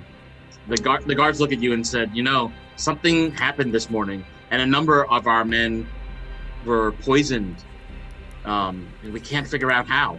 Probably those rogues that came in here. Do you have their bodies? I'd be happy to look them over and see if I can find a dart or something. Yeah, Moffat walks you over to the bodies of the dead guards and says, Nice. "Yeah, have a look and see if you can raise them or cure them. We sent a messenger to the mainland, but I have no idea if that message has made it." Can I inspect them for if there's like a dart or something that had injected them with poison to figure out whether or not it was ingested or... I'm going to have you make a medicine check to see if you can make observations about like if there's discoloration in the skin or any piercing, locations of piercing, to see if that might be the cause of the murder of the guards. So if you can make me a medicine check, please. 19? So Melody, you don't detect any bruises or contusions on the exterior of skin or skeleton on any of the dead guards. You do a thorough inspection, kind of like visual autopsy, move the bodies around, and you don't detect anything pierce them or punch them or anything like that. It appears to me, she turns to Moffat and Seiwei and says, "It appears to me that they've been poisoned, that they've eaten or drunk something that has poisoned them. And I'm not sure how or why they would have accepted such a thing, but it does appear to be ingested. Moffat motions you to the eastern wall where there's the kitchen area and says, "But how could they have gotten into our supply? I don't understand it." And I trust Seiwei and I trust Shug. These are two of my best guards. It couldn't be either of them that had done it.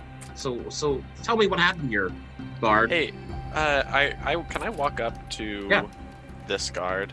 Yeah, go ahead. And I say, can I just do a thing real quick? It won't hurt or whatever. I just want to double check something.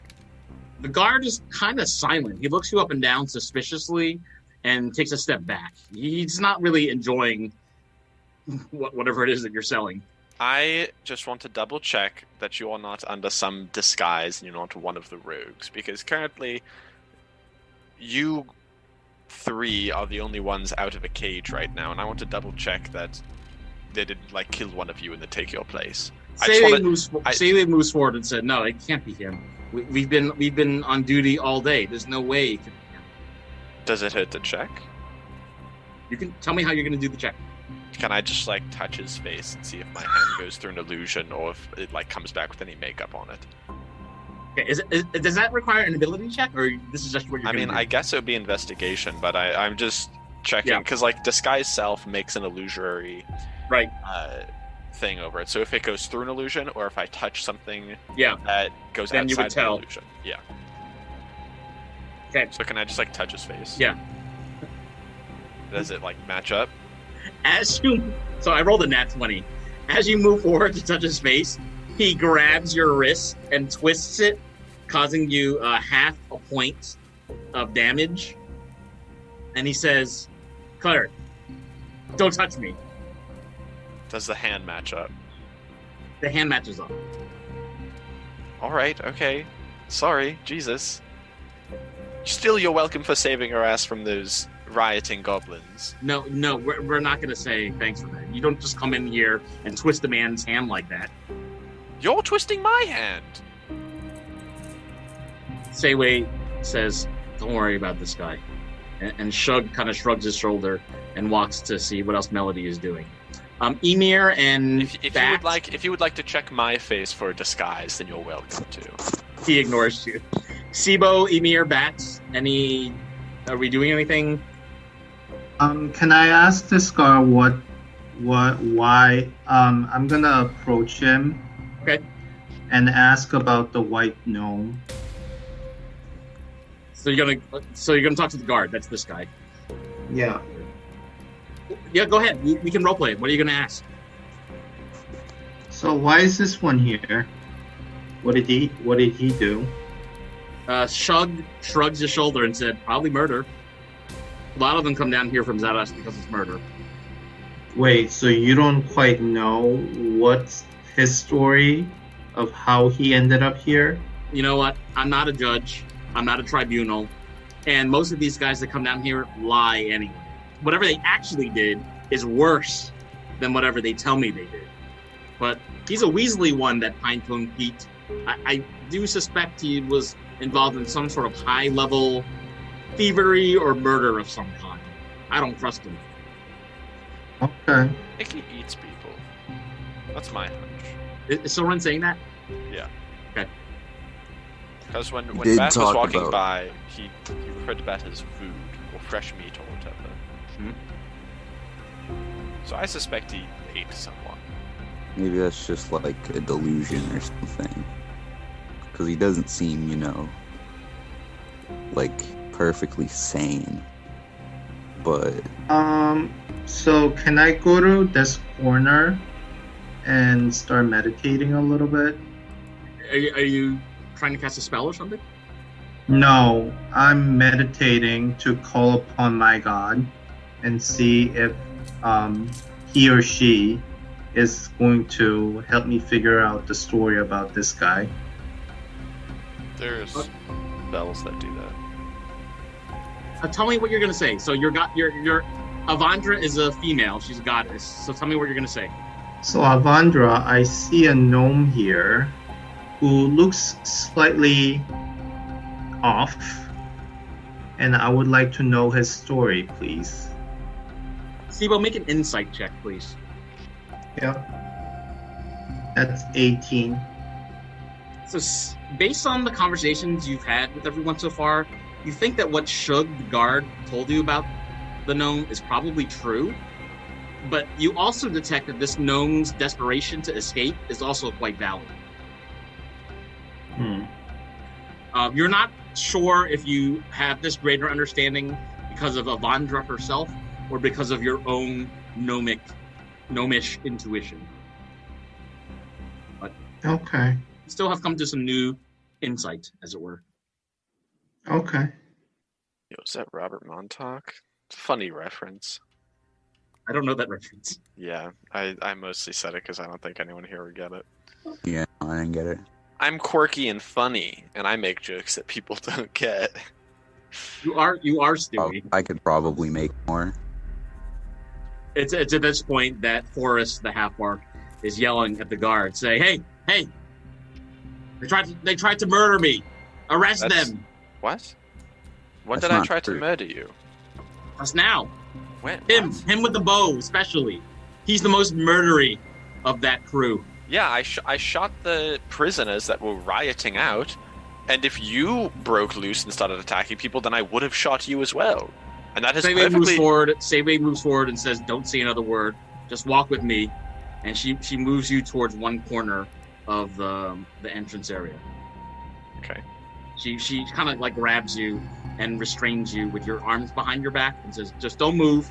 We're just going to check things out. Make sure it's all okay." Shug pulls out a bat and says, You and your gnome friend." If she tries to manacle me, then I'm gonna resist. But if she's just grabbing me, then I'll chill. He's yelling at Shug, the guard is yelling at Sibo and Bat to do the same and go stand by the kitchen area. Can I insight check that guy? This feels off to me. Yeah, you can go ahead. Are they actually just concerned, or are they planning something? Make an insight check. Is my insight bonus? It is +5. So this would be... Oh shit, 7. I think that's the third 2 I've rolled today. Can I roll an insight check on the guy who I think I was heading towards the kitchens to go check them out? Moffat, the main guard, yeah, you can. Yeah. Well, not doing much better here. That's a 7 as well. So Melody, both you and Soren seem to think that these guards are really invested in the overall safety of this prison, and that they're saying what a guard would say in a situation like this. Can I investigate the kitchen then for signs of poison? Yeah. Shug calls over Emir and says, "Hey, fighter, please come join your friends too. We're just going to check things out, check the bodies of these prisoners to see if we can find anything else." Yeah, no problem. So, Can I cast Detect Magic? can you do that without unrestraining your arms? Is there somatic? Oh, okay, yes, it is somatic. I cannot cast it. Yeah, because you're restrained at the moment. I mean, Yeah. it's not a difficult restraint. You could probably break out of it, but Yeah, but I don't want to make a scene right now. yeah.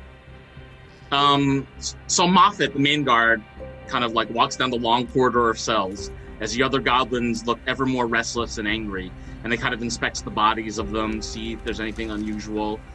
He comes back to the group and says, "Yeah, looks like they just were planning an escape this morning. I don't know how they got the idea, or Probably the people who poisoned your friends, if I'm going to make a wild guess here.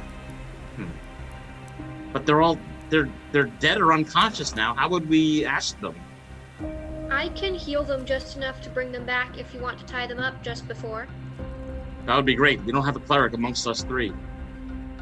I mean, we can also just wait for them to wake up. Wait. So can we put the unconscious prisoners back in their cells and then take one of them and like tie him up? They won't fit all in one cell. No, but I you mean, could, I mean back in the cells that they were in before. Yeah, you could do and that. also probably spread them out so that they are like not. It's one person to a cell if we can manage that. Yeah, there's only 2 unconscious people, right? Yeah, at present you can't manage that because every cell is full. So the largest cell. Well, no. Well, this cell is empty. This cell is empty. Well, they're empty now because they escaped and you killed them. Yeah, and we also lowered the number of prisoners because we killed a few of them. But there are 2 unconscious people, correct? Correct. I Okay, would also, put also my one spiritual ethics guy. in here. And then the other one we take and tie up. Or, well, if we're gonna take one, then we should put the other one in here, probably. As far away from everyone else as possible. Moffat comes down with you and tells Shug and Seiwei to just watch everybody else. But he seems to trust you, Melody, and he waves you forward and says, "Could you help me drag the bodies? We'll sort this out." Yes, let's. So Melody, if you want to decide where the bodies go. So put, let's put this one in here. So and one of the unconscious ones, okay. Yes, and take this one, and Can we tie him up? Yeah, let's tie him up. You have rope? We're adventurers. We have 50. Everyone has like 50 feet of rope or something. I have to ask. I don't know if anybody. It's in most packs, I think. I don't have rope actually because I am a bard. Nani? Well, I have the adventurers pack, so I have rope. Okay, can I grab your rope? Yeah. Yeah, Okay. and Seiwei lets you interact with Soren to get the rope. Or sorry, the explorers pack. Very kind. And she then takes Moffat starts putting some of the dead bodies in the largest cell. and she's gonna. Someone's got to do it. Yeah. Tie up. My spiritual weapon is gone also. Yeah, oh, that's right. She's gonna tie up this guy down here that she got, and hands and feet, and drag him or call Moffat over to have him carry the guy up either towards the kitchens or just over here. Do you guys have manacles or like handcuffs or something? Yeah. Because that's probably a better restraint than just us tying. Yeah. Moffat waves over Melody to this area marked with the number 2, and there are extra manacles and ropes over here. So he says, "Hey, we can use all this stuff. Let's just grab whatever we need." So she'll grab some manacles and take them back, tie the guy up. Okay. And I don't know that I would want to like question him in the vicinity of other prisoners. So Yeah, we can bring him back over here. You might need to move into the kitchen area. Or further up, yeah. Okay. At this point, Bat, Sibo, Emir, are you doing anything? I'm gonna ask why our friend's still being restrained when it's pretty clear he's not a threat. That's a good question. The orc forest is yelling, saying, "No, it's definitely that elf. That dumb-looking elf. With his Why are dumb we mouth." listening? Why are we listening to the prisoner? Can Melody cast silence on Forest's cell? Yes, you can. Don't waste a spell slot on that. I honestly like it a bit. Honestly, It fills me with prefer to be able to keep him in determination. the jar. It's Undertale. Nope. She's gonna cast funny silence reference. on Huh. Forest's cell. Kind of want to watch his cell now, just in What's case. the radius of your silence? 20-foot 20 radius. feet. 20 feet, okay. The 3 guards all kind of move the group so that your party is all together, and you have this goblin that's all tied up, and the guards are like, so what do we do with this guy? Well, I can bring him back now if you guys want to interrogate him. I think I would prefer having a second to like chill and catch. I don't know. I would like to take a short rest. Seiwei laughs and says, "Well, there's room in one of our cells down there." She's half joking. I'm gonna like sit cross-legged and start meditating. Slash Sibo? also tend to my wounds. 'cause Sibo, I got punched in Emir? the face. Also, sorry. Separately, can I start ritual casting detect magic? I just wanted to see who else was in this prison besides the ones that we've seen. I mean, you could ask Melody or Emir what they saw. Yeah. Hey guys, what you guys saw there? There were 4 prisoners, 2 on either side of in either of 2 rooms, I suppose. And the bard was down there, so that would be interesting. There was also a dragonborn and 2 goblins, from what I could see. Can you ask, like, the guards, like, why are they here? I mean, you could ask them too, but sure. We saw. Well, you've seen them, so I think it'll be easier. True. And I think Melody isn't going to short rest. She's going to stay up and chat with the the guards. Yeah, go ahead. What are you going to say? And she'll ask first about the prisoners that she saw down there at Sibo's behest, and say, hey, I saw a couple of guys who were especially isolated down there, and there was a bard. What's up with them? Yeah, Turgon Elenzar. That funny old bard. He used to be kind of famous up in Rovnica and Spinaka, but I don't know. I don't know if he started stealing because he wanted to or because he was tricked into doing it. But I kind of think he likes the isolation.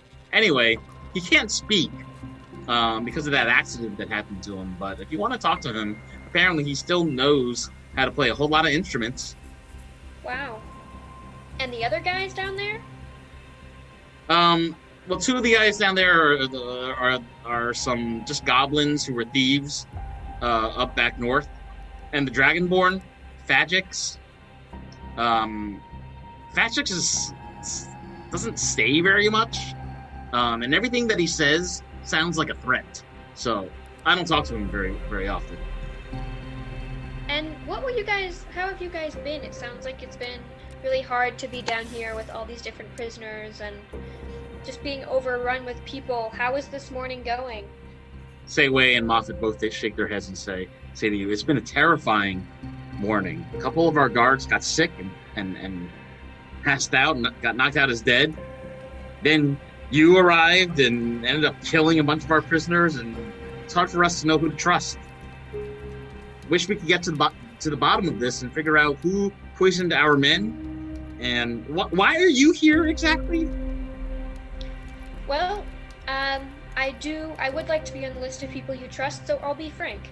We were at the inn and we woke up in the morning, and my friend here, gestures to Emir, overheard a couple of rogues down under our window chatting about breaking Forrest out of his cell. We had a run-in with him the other day. He was rather insulting to our party, and we ended up getting him caught by the town's guard, which is why they sent him here, because he started a bar fight. And then I followed those rogues, we followed those rogues, I suppose, all the way out to the sea, and the person who brought us over here, the goblin lady, she says that 2 rogues took a ship this morning across the water to come to this place. And when we arrived, there were no guards standing outside of the prison, which seemed odd, to say the least. So we thought we'd come in here and check out and make sure Forrest was still in his cell, since we would rather keep him here.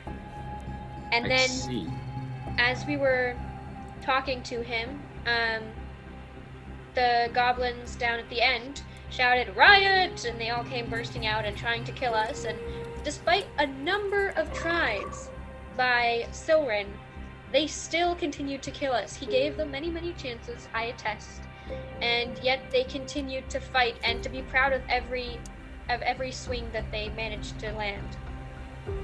The 2 guards that you're closest to, Sayway and Moffat, believe you, and they say, that's quite a believable story, Bard.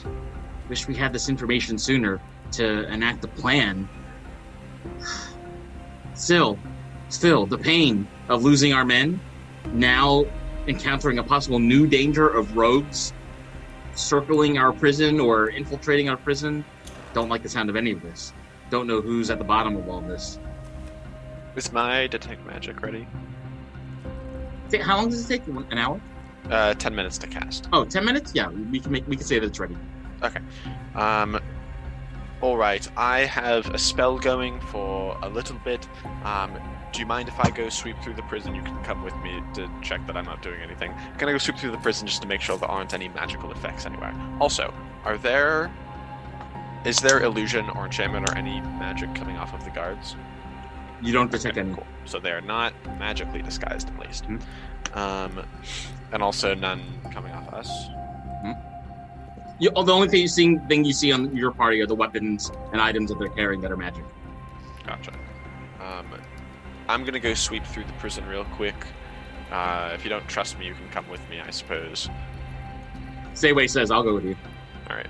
First, while I'm here, I just run over here and check stairs, any effects, any glyphs, Nothing. any whatever. Okay. Nothing. Then I will walk down here, making sure to stay in the middle of the hallway so I'm not within arm's reach of anyone. Yeah, that's fine. You don't detect anything still. Cool. Anything over here? Nope. I So Soren, now you can see the other prisoners that Melody described earlier. Is that the bard? Yeah. I don't say anything. I just look in. Is there any magical effect? Nope. All right, and then I check over here. So Sayway goes with you and says, that's just the infirmary. And you see a few sort of makeshift beds, some medical equipment, like bandages and cloth and things like that. Nothing unusual. Seems pretty normal for a prison. Nice. And there's no magic coming off of it? No magic coming off of it.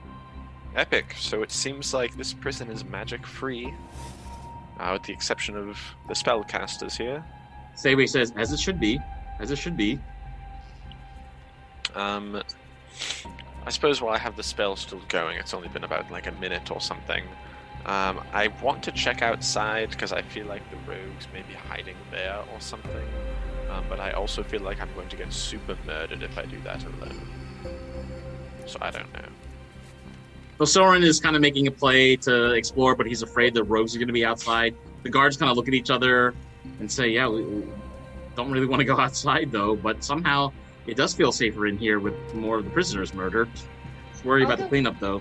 If you need to... Oh, well, I can help with the cleanup later, too. But if you need someone to go with you, I can come. You're not alone. Moffat looks over at Melody and says, I guess we'll just have to write in the log that it was an accident. And he winks at Melody. You could also just say self-defense, because that's correct. And I don't think that's illegal, right? Yeah. He also says, well, to be fair, all the wounds on the dead goblins were caused by your weapons and not ours. So if anybody's going to jail for this, it's not us. Would we go to jail for this if we were defending ourselves? Yeah.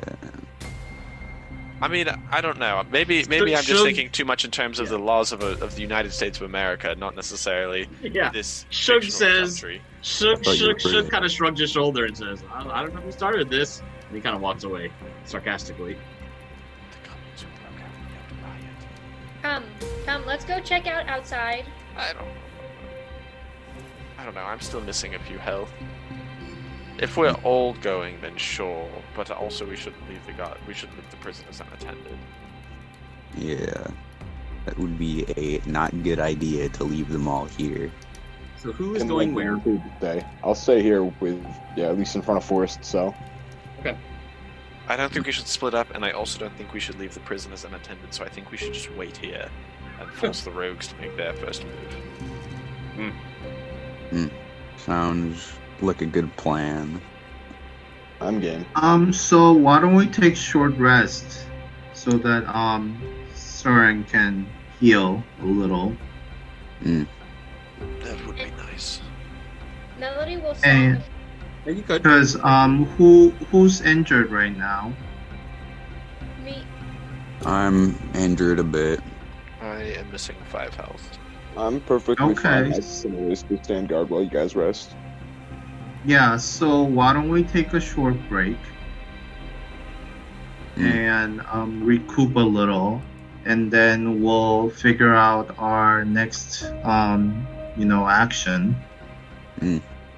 And meanwhile, because I'm full health, I'm actually gonna go around the prison, not necessarily outside, but within vicinity, so that we're not far apart. Seiwei's gonna walk with you, Sibo. So wherever you go, she's gonna just like walk with you. Okay. So who's resting? Silrin is resting. I'm resting. Bat is resting. And Melody's resting. Yeah. I think You're everybody gonna keep except guard? me. Yeah, I'm gonna stay in guard. I'm completely Okay. fine. I didn't. So the unconscious dude is gonna be with you, and Shug, and Moffat, and Seiwei is gonna walk with Sibo down to just explore the rest of the prison. Hopefully, in case you don't know these rules, when someone's unconscious, they come back. When someone is knocked unconscious, they wake back up in 1d4 hours at one. Yeah. Okay. I'm waiting And- for the moment. Yeah. Yep. And Melody does her Song of Rest as well, so you can take 2 extra hit points. Oh Okay. hell yeah! Thank you. That's Can we add stuff for our short rest now? Go ahead. Melody and Emir, could you both make an insight? I'm sorry, a perception check, please. dirty 20. Did you say 20? Yes, but not natural 20. Natural? Okay. Oh, 21 is good enough. I can describe what Melody detects. Melody detects almost feels like a breeze. I'm really sorry. Just everything got really slow for a second. I rolled a 3 anyway, so I really can't. So, Emir doesn't detect anything except it smells like it was roast chicken the night before. You're near the kitchen area. Melody detects what feels like a breeze walking past her. Melody is going to pull out her Foklikin Bandor, Mm-hmm. and she strums it and casts Fairy Fire. Okay. And, yep, I think that highlights invisible creatures. Yeah, any object in a 20-foot cube within range is outlined in a color of your choice: red, blue, green, or violet. Violet. Okay. And Violet. where are you? Turn Where on the map are you violet. casting this? I am here, right? Yes, Yeah, you're standing next to Emir right now. Cool.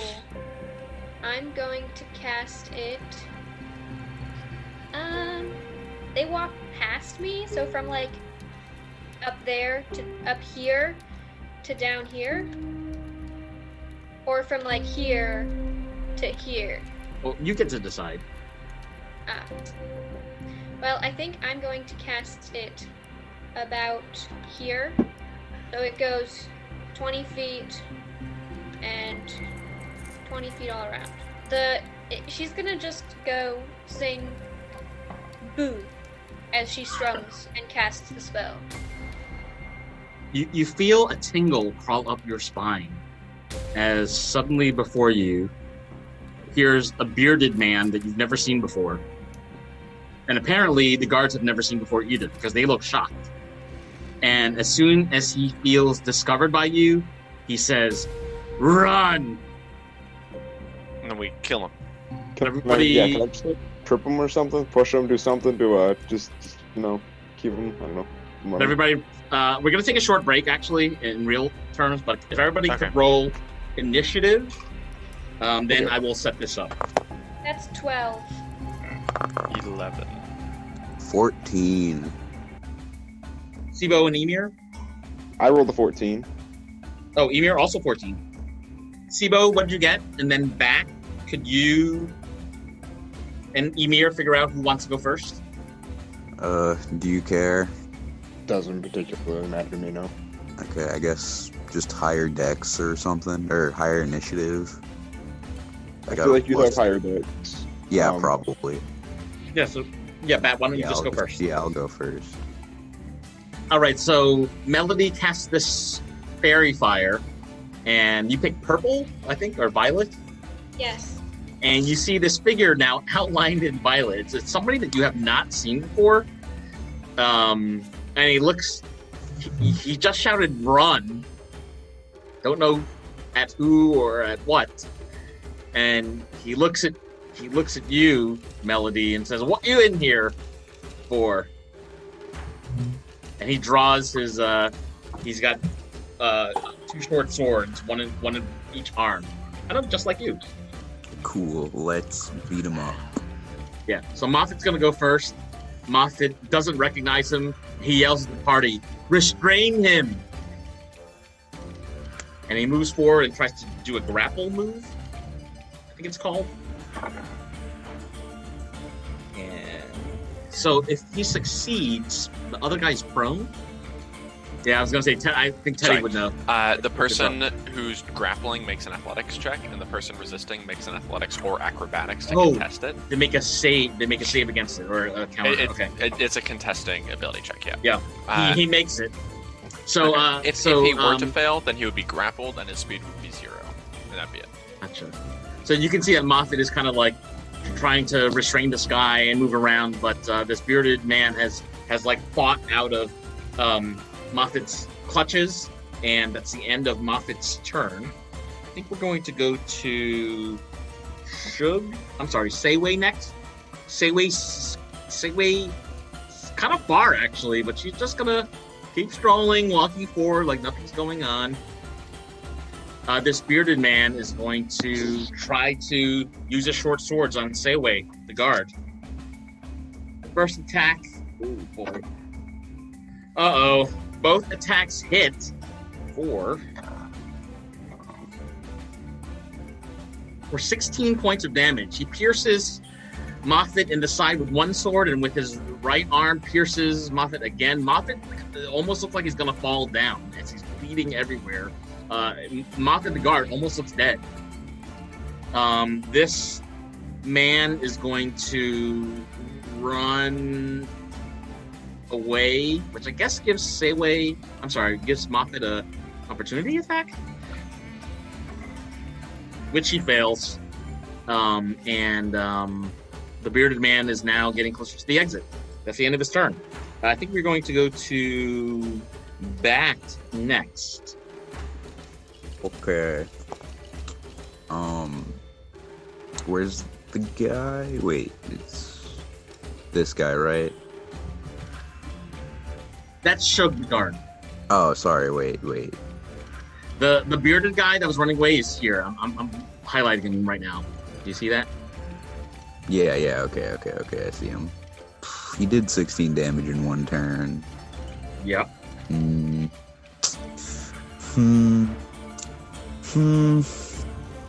don't know if I want to go melee. I will. Okay. Okay, I'm gonna big hit this guy. Gonna, yeah.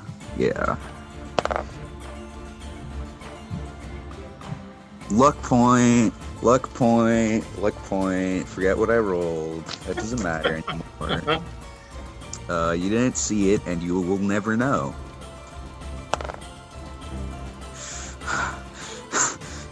What is it? I'm gonna fucking snap. I rolled a 2. And what are you trying to do? I was trying to punch him with an unarmed attack, but I rolled a 5, then rolled a 2. Yeah. So no. It fails. You can't. Well, you can't even get as close as his beard. Like you're just swinging at air, and Wasabi's imitating you, also kind of like punching and swinging at air as you do this, Bat. Wasabi's a cold hard killer. Yeah, I don't want that though.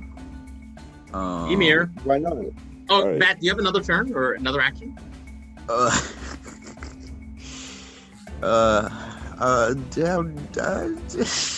punch. Do you? Yeah, I'm gonna keep punching. I'm gonna flurry of blows. Yeah.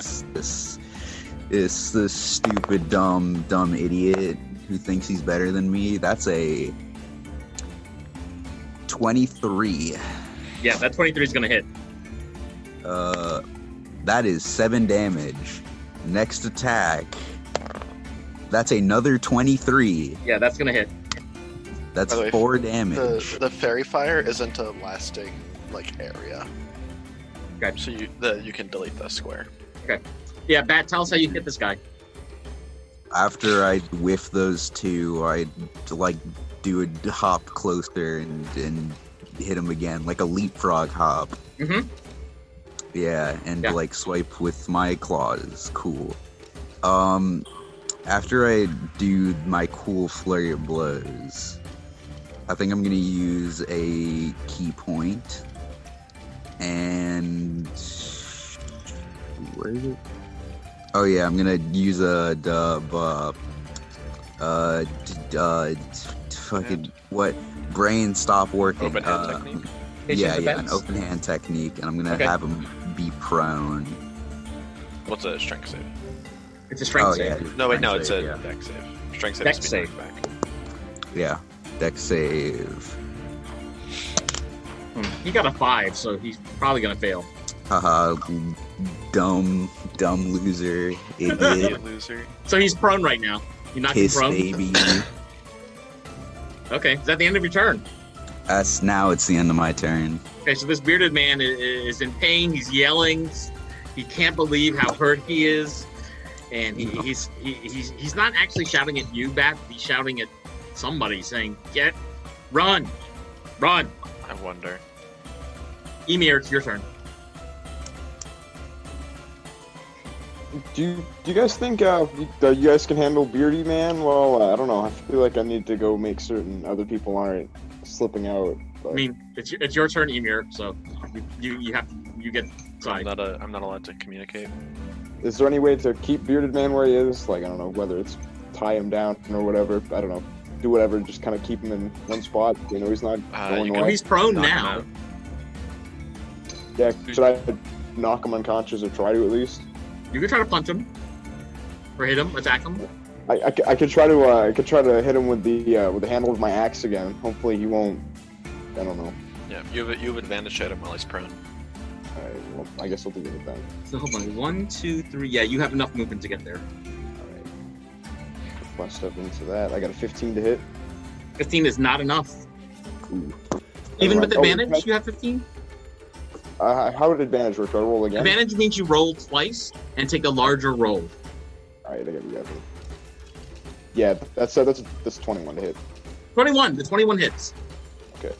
And then for damage, Mhm. I got a 6 for damage. But do I roll advantage on that, or just Nope. to hit? Just a 6 for damage. Yeah. Okay. So he's and this is with what weapon? The handle of my axe.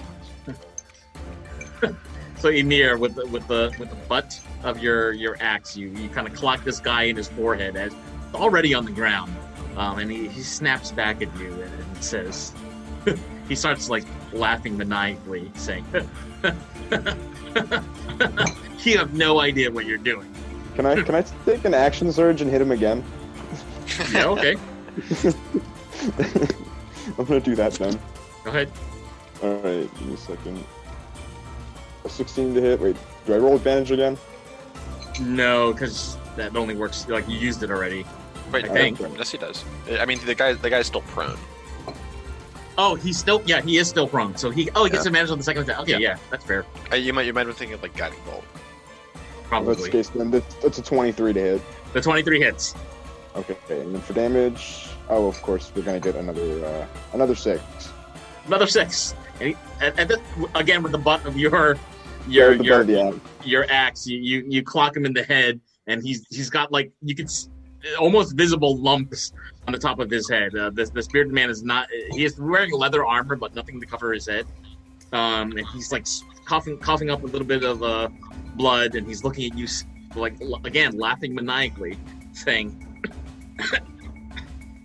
"You, out of all of you, I'm surprised, but you have no idea what you're doing." We're beating the fuck out of you, bitch. Yeah, it's not that deep. As you clock him on the head a couple times, you notice that Wasabi is making this motion, like he's also bashing something in the head. Sibo, it's your turn.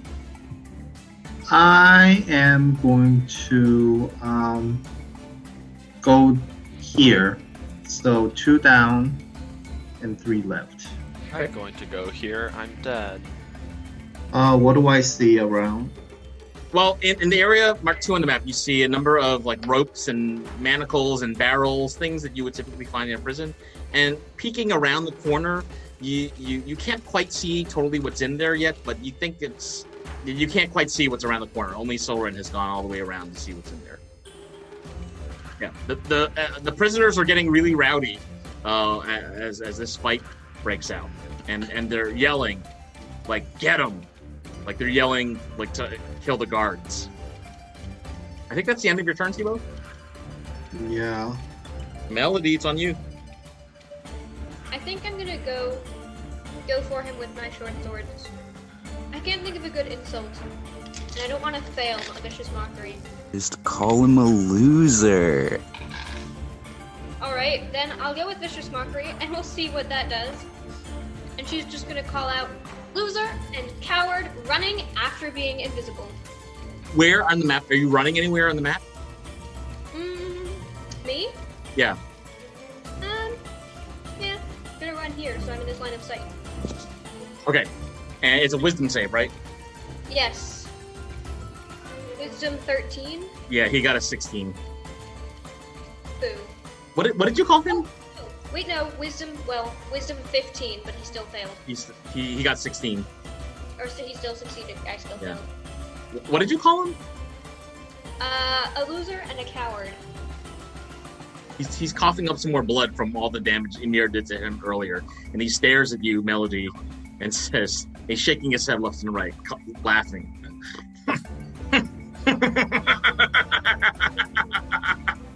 Alright.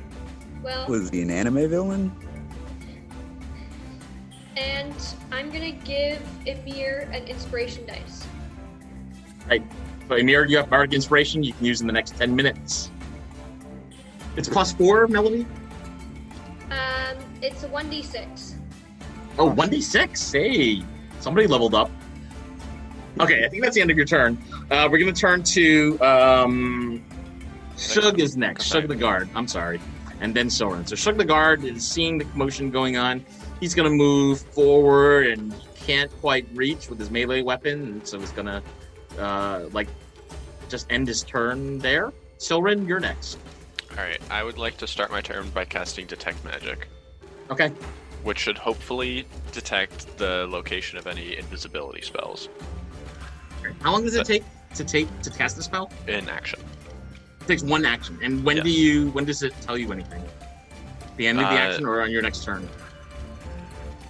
As I cast it. So basically, as I cast it, when I cast it, for the next 10 minutes of concentration, I detect if there's any magic within 30 feet of me. And I can use my action to detect the specific school of magic and the specific location of any magical effects within range. So Okay. I can just be sniffing, Gotcha. and then I can use my action to radar pulse. But I think I also radar pulse as I cast it. And what's your radius of this? 30 feet. So actually, Okay. sorry, I'm gonna. Can I stand over the unconscious guy and cast it? So that I cover this room. Yep. You can. Actually, sorry, I was here. I'm gonna go 1, 2, 3, 4, 5. I'll go here and cast it. Yep, you can do that.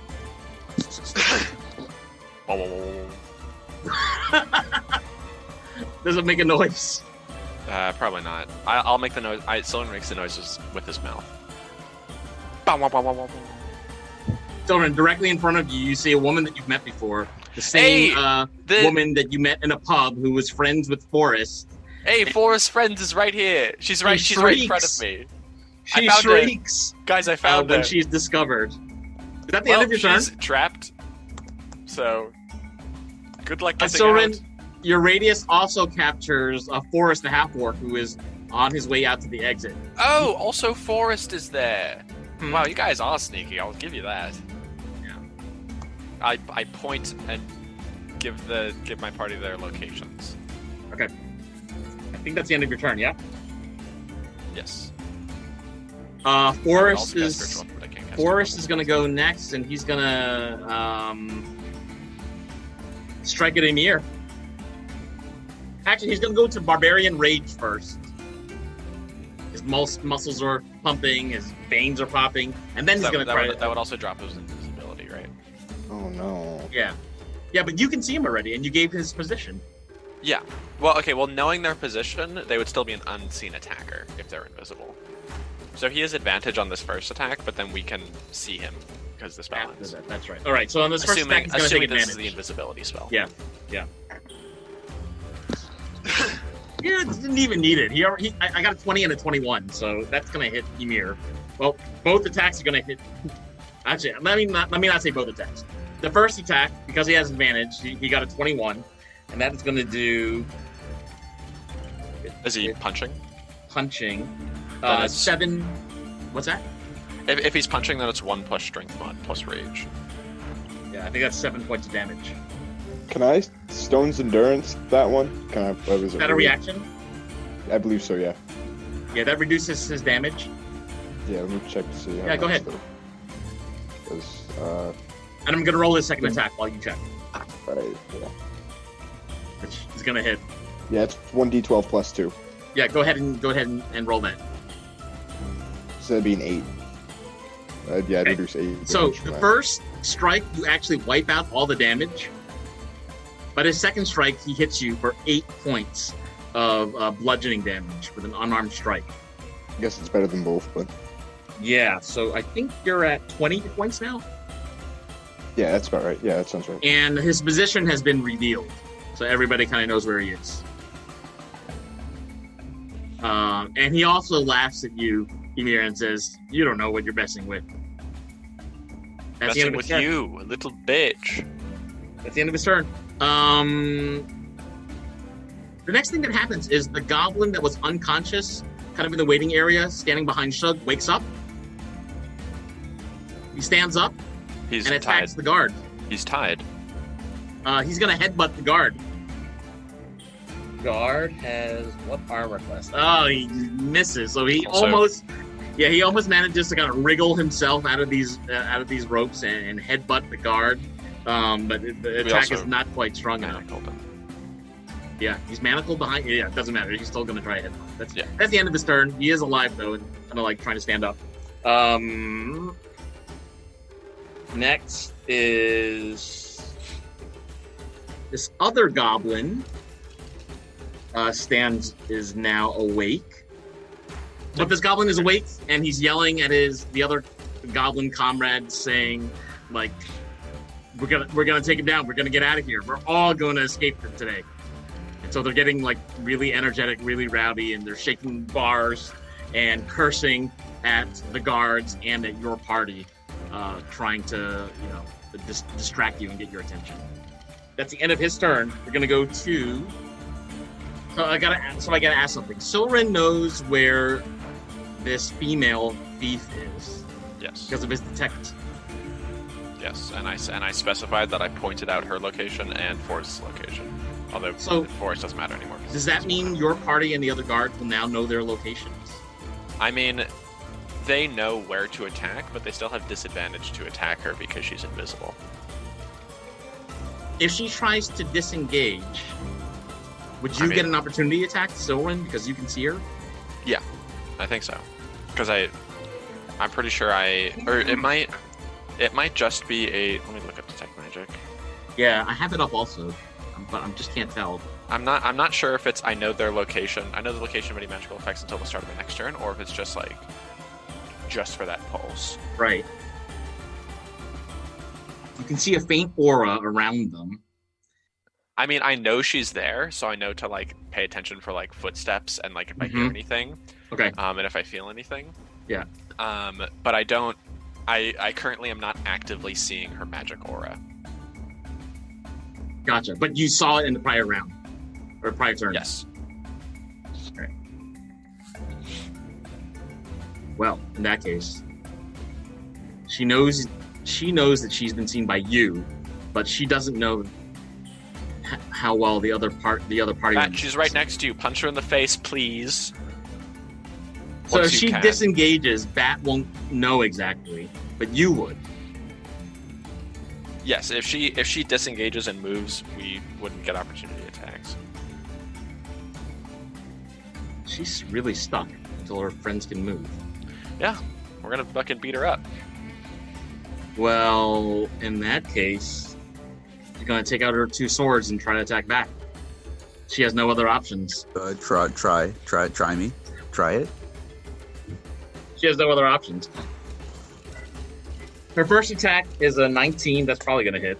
Yeah, it hits. Yeah, that going to be 6 points of piercing damage, and the second attack is a 20. That is going to do another 3 points of piercing damage.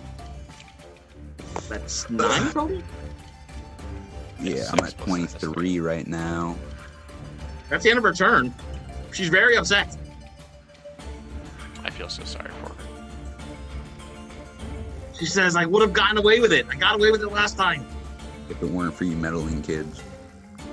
We're at the top of round 2. Moffat the guard moves forward. Doesn't have any. I mean, he doesn't have any ranged weapons though. So, oh no, wait, you can punch her. All right, so round 2. The guard moves forward and misses at this rogue diagonal from him. He's gonna shout out to all of you, just restrain them. Don't murder them. That's the end of his turn. That's the end of his turn. We're going to go to Sayway next. Sayway now sees the potion, and she moves forward, and she also does not have any ranged weapons. So, man, what can she do? Yeah, I guess she's gonna have to. She's gonna move as close as she can and ready a weapon in case somebody breaks through. That's the best she can do, I think. Okay, we're gonna go to the bearded man. The bearded man is gonna attack Bat. Is he gonna stand up? Yeah, he's gonna stand up and attack Bat. I'm curious. Oh, that's a miss. So that is a really terrible miss. He tries to swing with his sword. His first attack does not connect at all. It's like he slams the sword against the wall. The second attack, however, does connect. That's going to do 7 points of piercing damage, Bat. I don't like that. So you are at 16 now? That's the end of his turn. Bat, you're next. Cool. Wow, this is a cluster. Yeah.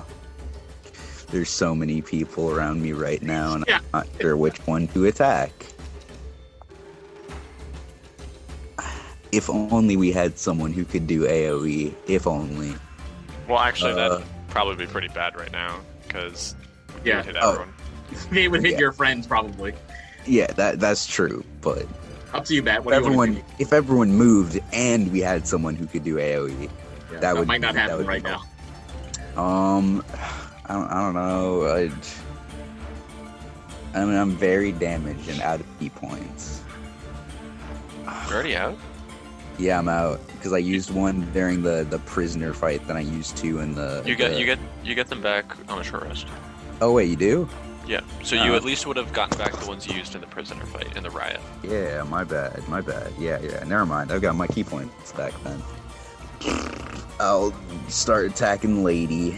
Double 2-sword lady. That is a 13. Does that hit? On the lady, no. That's not enough.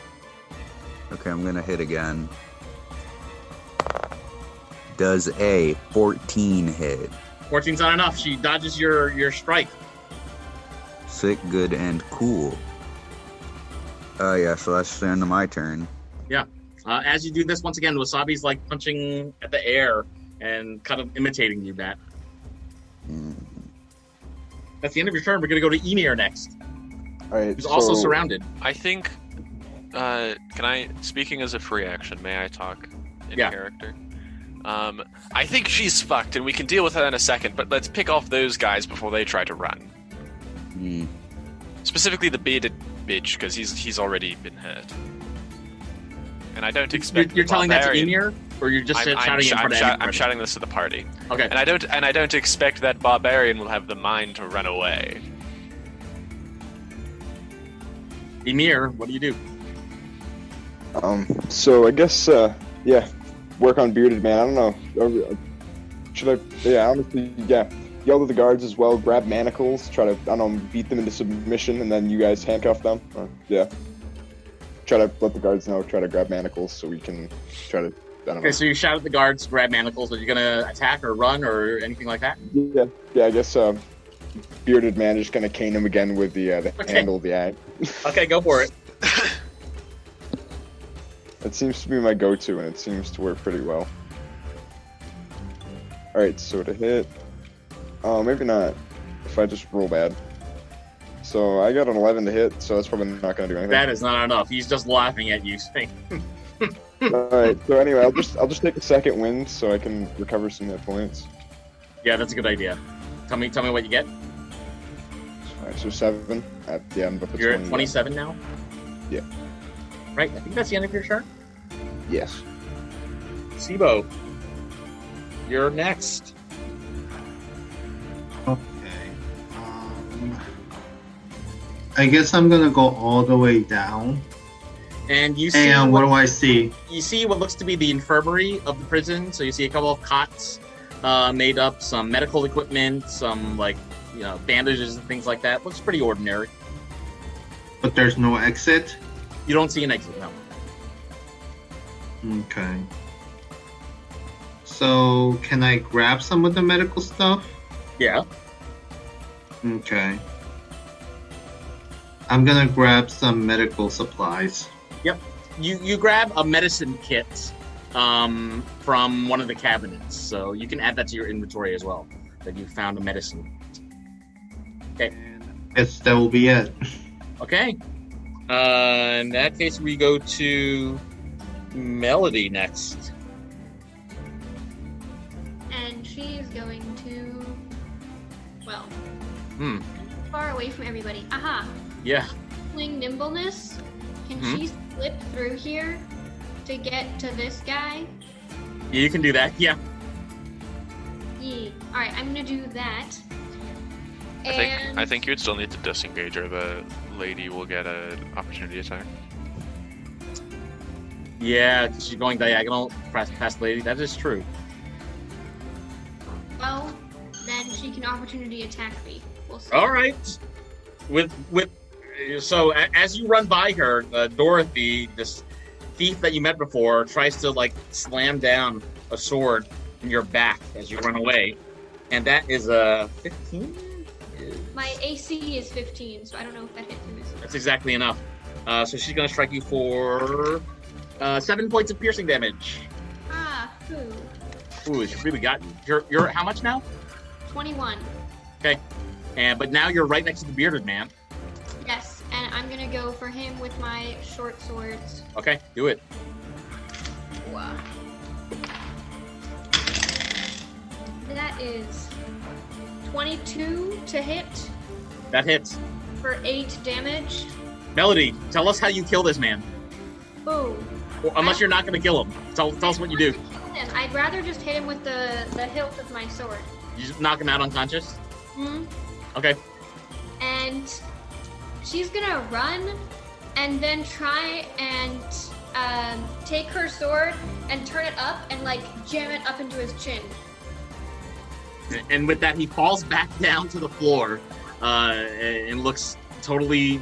The look in his face is totally dazed, and you've made him unconscious, and you knocked him out. Forrest, the half orc is directly across from you, just kind of grimaces when you do that. Can I don't know if I can step over him Yeah, you can. and go for Forrest as well. I'm not sure if this is a good idea. Probably Can you not. do that? Yeah, if you have movement, do you have 2 attacks? Two-handed attack, yes. I have So two no, you can do this. So move, attack, and then move again and attack again. Can you do that? I have 2 weapon fighting as a bonus. 2 weapon fighting. I'm gonna look this up. I don't know. It says when you take the attack action and attack with a light melee weapon you're holding in one hand, you can use a bonus action to attack with a different light melee weapon in the other hand. Or can you move in between? Yes, you can. You can break up your move in your turn however you want, including between attacks. You can. Yeah. Ooh. Although I keep know in mind, you don't add your unless you have the dual wielder feat or possibly the dual wielding fighting style. You do not add your dex mod to the damage of the second attack. So Melody could step on the body of this guy she just knocked out and attack the orc, half orc. All right, Melody. do it. That's 19 to hit, Yeah, that hits. but that just does 4 damage. So I probably just made him mad. You have made him mad, and he's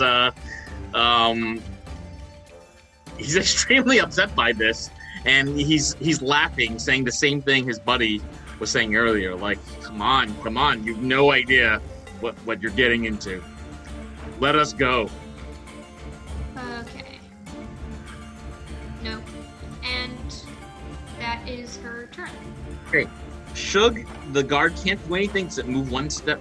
Actually, no. He's gonna knock out the goblin that tried to headbutt him. Knock him back out unconscious, which he fails to do. He rolled a 2. So he's not able to knock out this guy behind him. But he's gonna take a step in this direction. That's the end of his turn. We're going to go to Silren next. This is a trick I picked up from one of the legendary heroes of Timora. Silren taps the... I don't know her name. I don't know if we ever knew it in the first one. I think we did at one point. But Silren taps the rogue on the shoulder, and she turns around and sees Silren has a spiritual weapon in the form of a wrestler mask on his face. And he says... you just entered the danger zone! And then the spectral weapon changes from his mask to a folding chair, and he hits her on the back. Beautiful. Okay. That is... Oh, damn it. That's a 7. That's the third 2 I've rolled this game! That's a 7. So that's just... So does it dissipate when you miss? No.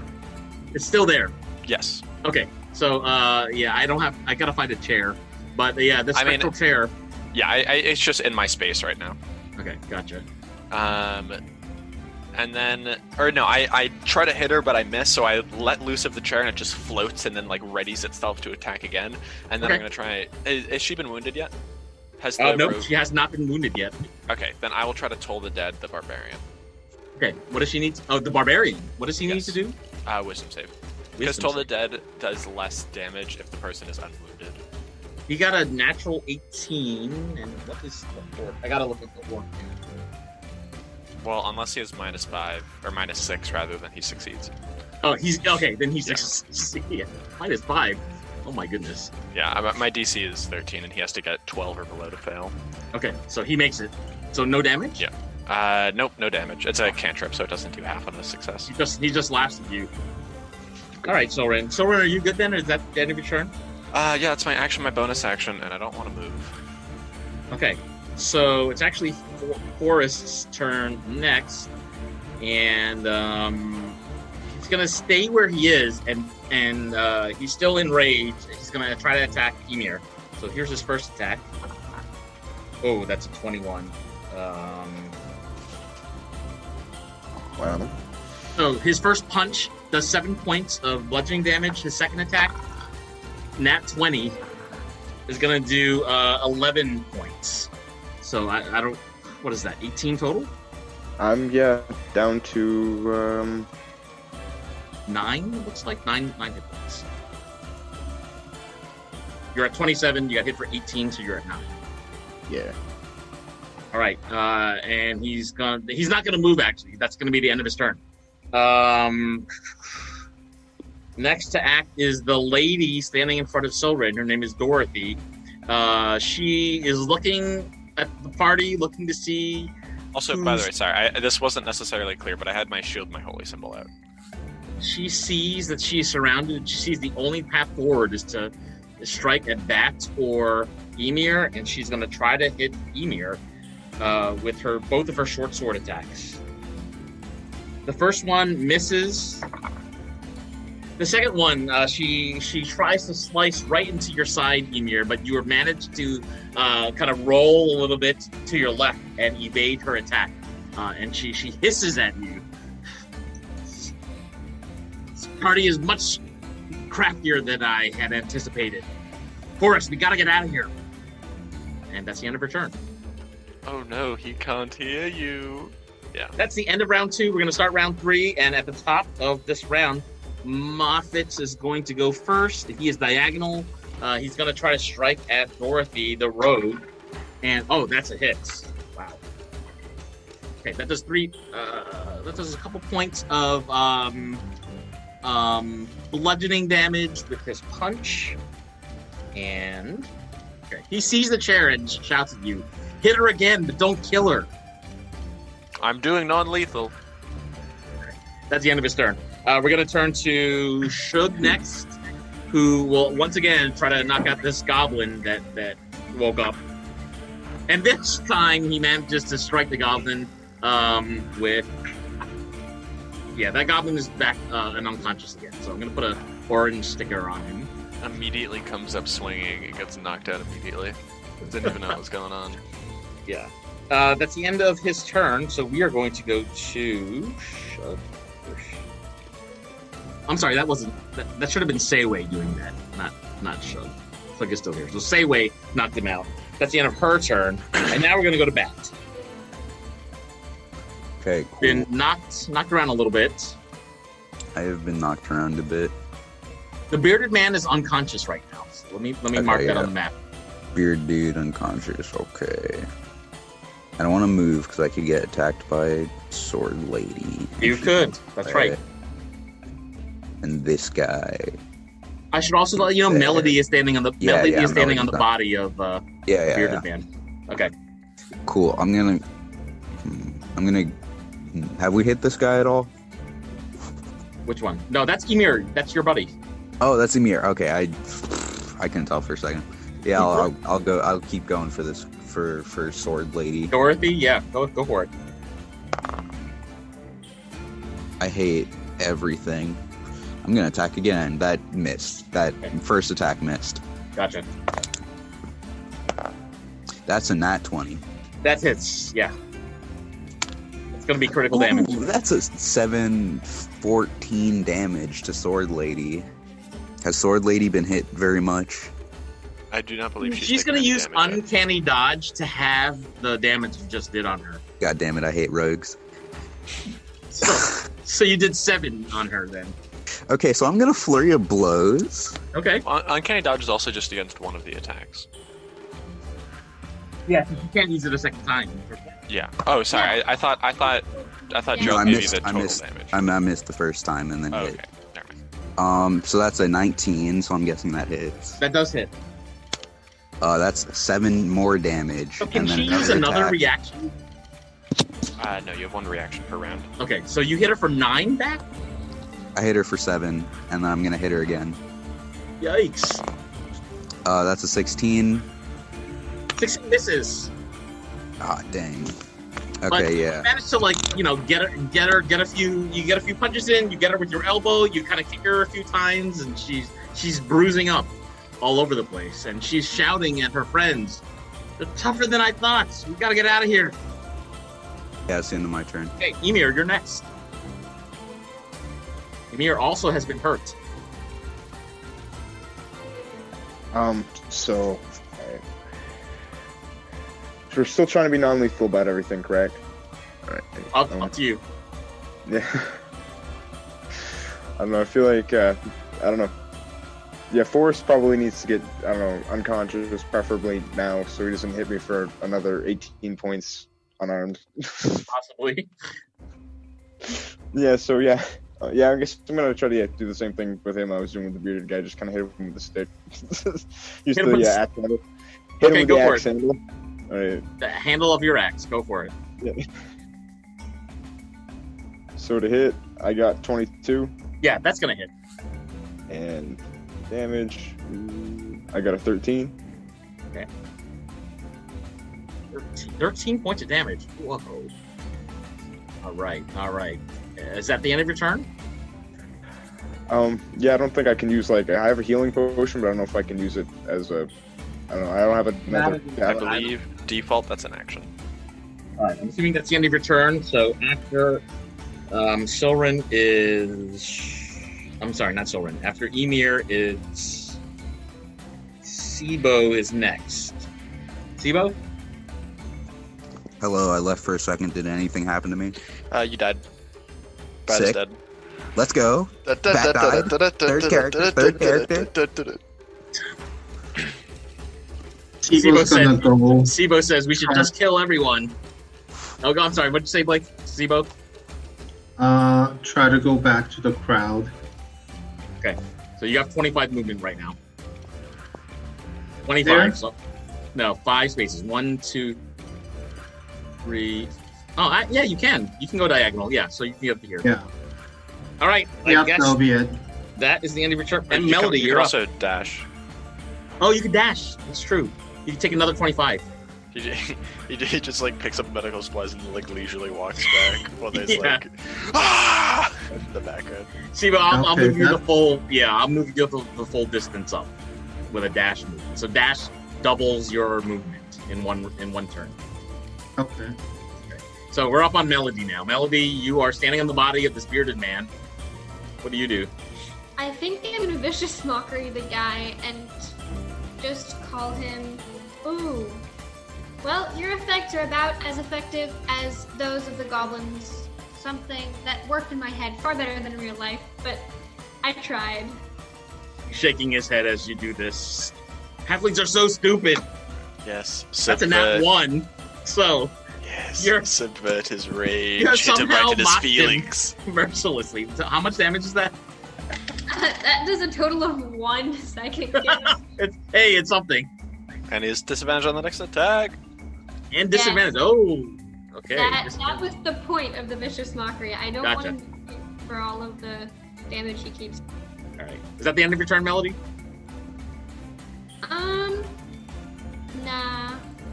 Let's give somebody. Wait. I'm gonna healing word Emir while I'm at it because he'll probably take the brunt of whatever next attack comes. Yeah. Go for it. Appreciate it. So that is 8. Okay. 8 hit points. So Ymir's back at 17. And with that, we move to Shug, who sees that the goblin is next to him is unconscious. He's going to move forward, stand behind Soren, and ready his weapon just in case Dorothy, the rogue, slips out. That's the end of his turn, and we're going to go to Soren next. Has the lady been damaged yet? Yes. Yeah. Bad counter. Oh, and she used her reaction, right? Yeah, okay. she did. Uncanny dodge. So she cannot uncanny dodge this fucking chair coming for her face. Is that what you're doing? Yes. Okay. 15, which misses. 15 misses. Yeah. And then I will toll the dead. All right. And what happens? Wisdom save. On her. Yes. Okay. 19. Yikes. Damn it. She's gonna make Alright. it. I have not been able to do any damage, but yeah, the bell tolls for you. Fuck, that hurts. The bell tolls for you, little lady. I can't do a Macho Man voice. Fuck. Ow. That's all right. I guess tried. You me attempted. coughing was a pretty accurate representation of how my turn just went. That seems to be in character. The half-orc yells at you and says, Elf, it's no use. Give it up. Give up your career. Give up your whole livelihood. I can hear you. I think that's the end of your turn, Soren, right? Oh yes, sorry, I was talking to my roommate. Yes, that is the end of my turn. Okay. Forrest, the orc sees that there's a healer in the party, and he diverts his rage to Melody with his first attack. And that Shit, one, he's being smart. he swings and totally hits. He almost even hits himself. It's so awkward the way that he twists his body and can't strike you in the face in the way that he wants. But his second left hook does connect and slams you in the face for 6 points of bludgeoning damage. So I think you're at 15, Melody. So with that, we go to Dorothy, who sees that a couple of the party members are hurt, and she sees that there's a healer. She sees someone just try to mock her friend, but she feels like she can only reach back, so she's gonna whip out her 2 swords and try to slice bats with her first sword. Misses, but she's gonna try to pierce him with her second attack, and that's a 15, which is enough. That's gonna do 8 points of piercing damage, Bat. That is unfortunate. Yeah, you're at 8 now. That is the end of her turn. That's the end of her turn. So we're going to start to round 4 next. And at the top of the round, it's Moffat, who can attack her diagonally. He will also try an unarmed strike, and this one hits. And manages to kind of like bruise her in her biceps. One of the ones that's holding the sword.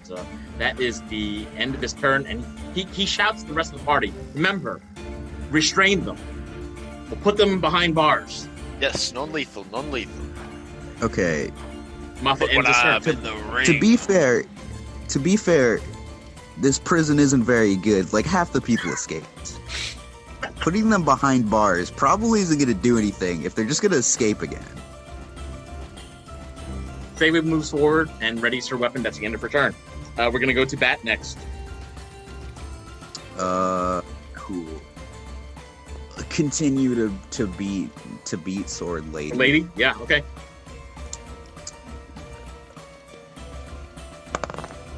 That is a 20 non-natural. Yeah, that's going to hit. That's 5 damage. I'm gonna attack again. That was a 9, so no. Actually, I'm gonna luck point that. Okay. That is a 17. Does that hit? 17 does hit. Cool. Then that's 5 more damage. She's going to use Uncanny Dodge to have that damage. So Nice. you do 7 damage total. So a lot. She's looking really weary at this point.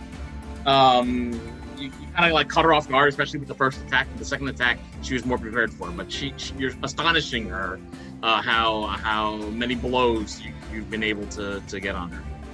All right, so Bat just did a whole bunch of damage. We're going to go to Emir next. Alright, so how's Forrest looking? I don't know if he's He's looking fairly healthy, actually. He's been hit a couple times, but he's looking pretty healthy. You knocked him with the butt of your weapon once. Yeah, I guess I'm gonna have to do that again. Yeah. Okay, Just go for it. Aim to the head with the end of it. Alright, so okay, so I got a 20 to hit, not natural. That's gonna hit. And the damage. Also, don't forget you have Bardic Inspiration. Okay, so yeah, If you miss. Use it if you miss, but this one hit. Well, yeah, you also actually need I to use it can- before you know if you hit or miss. fair enough. I did another 13 points of damage, bludgeoning. 13 points of bludgeoning damage. Wow, you tell us how you do this. Right, so yeah, I don't know. I was just thinking, just one good crack over the back of the head with the axe handle, basically. Okay. And you knock him down. You knock him with your axe handle, and he is bewildered at this, and he stares at you, saying, he's getting angrier and angrier, and he's looking at you, saying, "No, this has got to end. You don't know what you're messing with." I feel bad for pointing this out, but he would probably have resistance to that because he's raging. Thank you for telling me that. I didn't know that.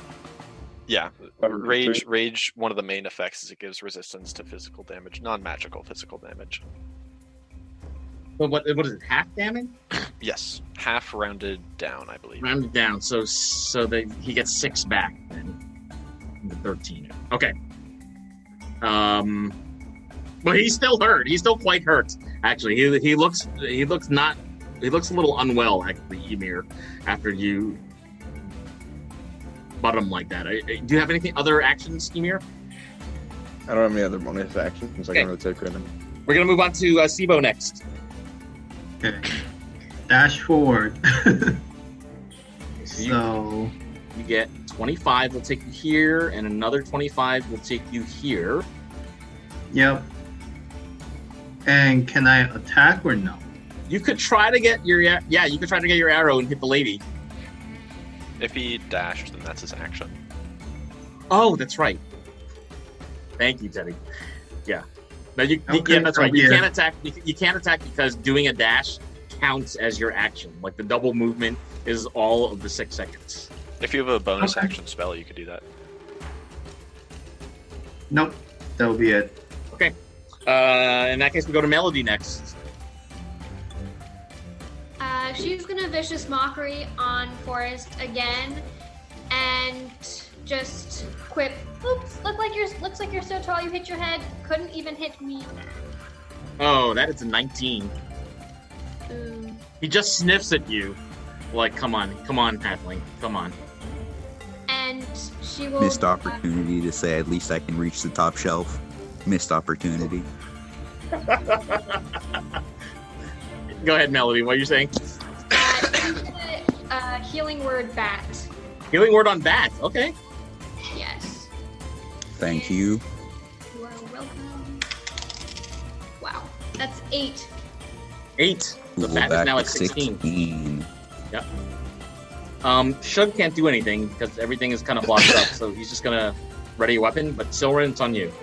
All right.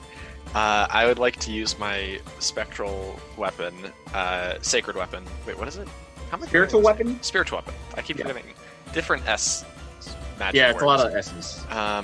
I would like to form a ladder that I climb up, and I say, "I'm the Tower of Power, too sweet to be sour. I'm funky like a monkey. Sky's the limit, and space is the place." And then I want to form a chair and hit her on the head as I jump off the ladder.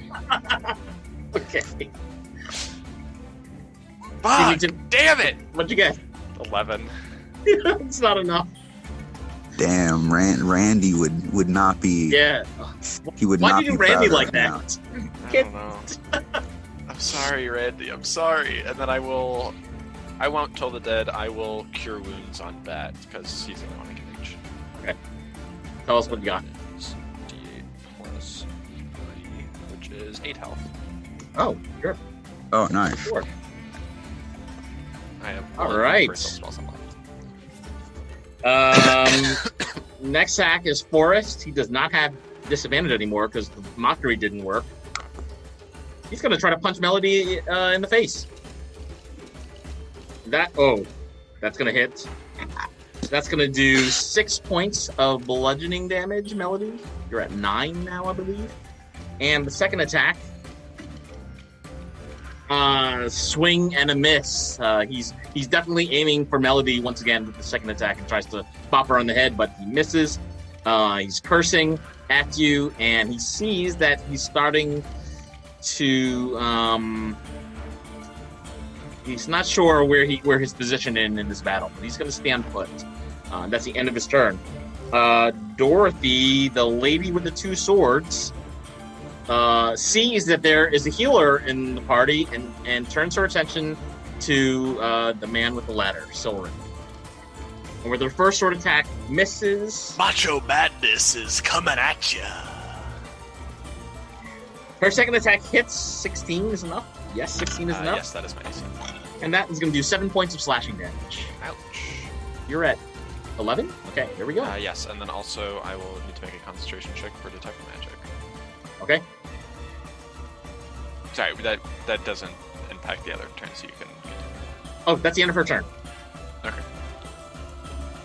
We're going to start the next round, round 5. And top of the round, Moffat is there. Moffat can attack her diagonally. She is going to reach and try to punch her. I am still concentrating on detect magic. And he misses. That's the end of his turn. We're going to go to Sayway next. Sayway can't get in. She's kind of locked in, so she's going to just ready a weapon. We then turn to Bat. Bat, you can do something. Okay, yeah, I'm gonna attack. Sorry, I spaced out for a second.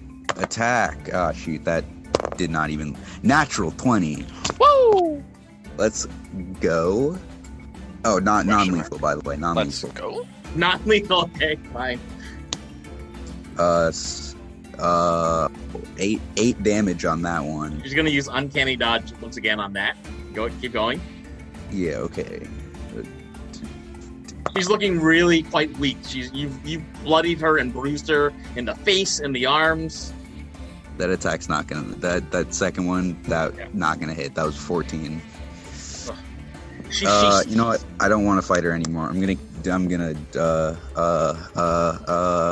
flurry of blows. Okay. Non-lethal. Okay. I don't want to fight her anymore, so I'm gonna fight her. Well, I mean, I don't want to fight her for more turns, so I'm just gonna keep punching her. Go ahead. That's a 24. That hits. Knock her down. That is 6 damage, and then That's enough. that's enough. Okay, She's cool. unconscious? Right before she falls down unconscious, you've knocked out a few of her teeth with like a hook to her face. She's spitting out blood, and she says, Ew. Can't believe you'd hit a woman like that. And with that, she falls to the floor, and she is unconscious. I don't care. You're as freeing she's- prisoners. I'm going to hit you. As she's fading out and going unconscious, I lean down to her face and I whisper, "Snap into a Slim Jim." That's the last thing she hears before falling unconscious. Okay. Emir, you're next. Go back to hitting. I don't know what's left going on. Just I the don't know, half is orc it- is left alive. Yeah, I guess we're just gonna keep hitting him. Okay, Yeah, go for it. again, the axe handle. Yeah. Isn't Bat gonna question Silverin and ask, "What's a Slim Jim? What is that?" No, I know a Slim Jim. Bat No, knows what that is. that concept's I can get it from context. Okay. Can you? Yeah. Good. You Oh, didn't yeah, know what it's- Gucci was last week. Well, a Slim Jim, it's clearly a person who is skinny and also named Jim. Oh, How'd you? yeah, But of how'd course. you? But how'd you Of snap course. into one? So Well, you just snap their back. It's part of my religious text. You wouldn't get it. All right. Yeah, I'm sorry, Emir. What did you get? I rolled a 12. I'm guaranteed. I probably didn't Yeah, hit. that does not hit. So yeah, that's that for me, I guess. All right. Just down there and look We're gonna go- intimidating. What to do. We're gonna go to Sibo next. So, if I move there, I have a clear shot, Yeah, right? you have a line of But, sight. Now, my question is, can you shoot an arrow and do a non-lethal damage? yeah, it's D&D, so yes. Okay. Interesting. Mhm. Okay. I lethally stab this person in the throat. This is how the game works. 19 to hit, Yeah, that hits. and that's 6 damage. And because he was already injured before, there Mhm. will be additional 1d8. Go ahead. So it's 4. So total of 10 damage. Yep. He's now growling at you. He sees that he's very outnumbered, and he's muttering, "What am I gonna do? These fools have no idea what they're doing." People, that's the end of your turn. We're gonna go to Melody next. I would like to cast. Okay, wait. How damaged does? He looks really hurt. Okay, I'm gonna cast sleep, and that, yeah, just knocks him unconscious. I think so. Yep. If you have to roll a bunch of d8s. Yes, I am rolling d8s, and that is 25 hit points, Yeah, that's enough. and that knocks him unconscious. Yeah. And there we go. And then we very quickly tie him up and handcuff him, and make sure he, Yeah. Sleep does only last for 1 minute, so Okay. Yes. if Can I we? So let's just say you've tied everybody up. They have manacles on them. We will pick up from here next time. I'll just give you your experience points. Too hot to handle. And if there's any other cold like to hold. conversation or anything you want to do, if you could let us know in Discord. I need to just add this up so I can give you experience points. Yeah. So it's a total of 117 XP for room exploration and for surviving this battle. We'll pick up here, interrogating or something with these Yeah. new prisoners that tried to escape. So, yeah, Forrest was about to run away, but you got him before he could do that. So, good job, whoever. Who was the last person to hit him? Good job. I made him fall asleep. Made him fall asleep. Okay, it worked. All right. I say Good teamwork. Good %. teamwork today. That's better everybody. than 100%. Sorry, I had a list of my bunch of man quotes pulled up. Yeah, I like it. I do stuff like that too with my NPCs. That was Anyway. fun. That was a very sudden change that I'm happy about with my spiritual weapon being a chair. Yeah. I didn't expect it, but I think it turned out good in the end.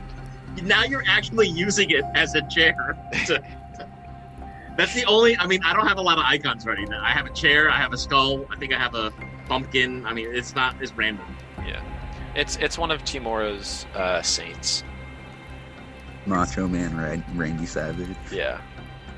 Nice. He's one of the cool ones. So he's like one of the ones that I actually studied. We'll deception check that later. What about the rest of the WWE? Are they just kind of there? Do they exist in canon? Yeah, probably. I don't want to do too much world building. I'm not the DM, but yes, definitely, absolutely. I'm gonna start worshiping the Undertaker. That's my new god. Hexblade Warlock. Yeah.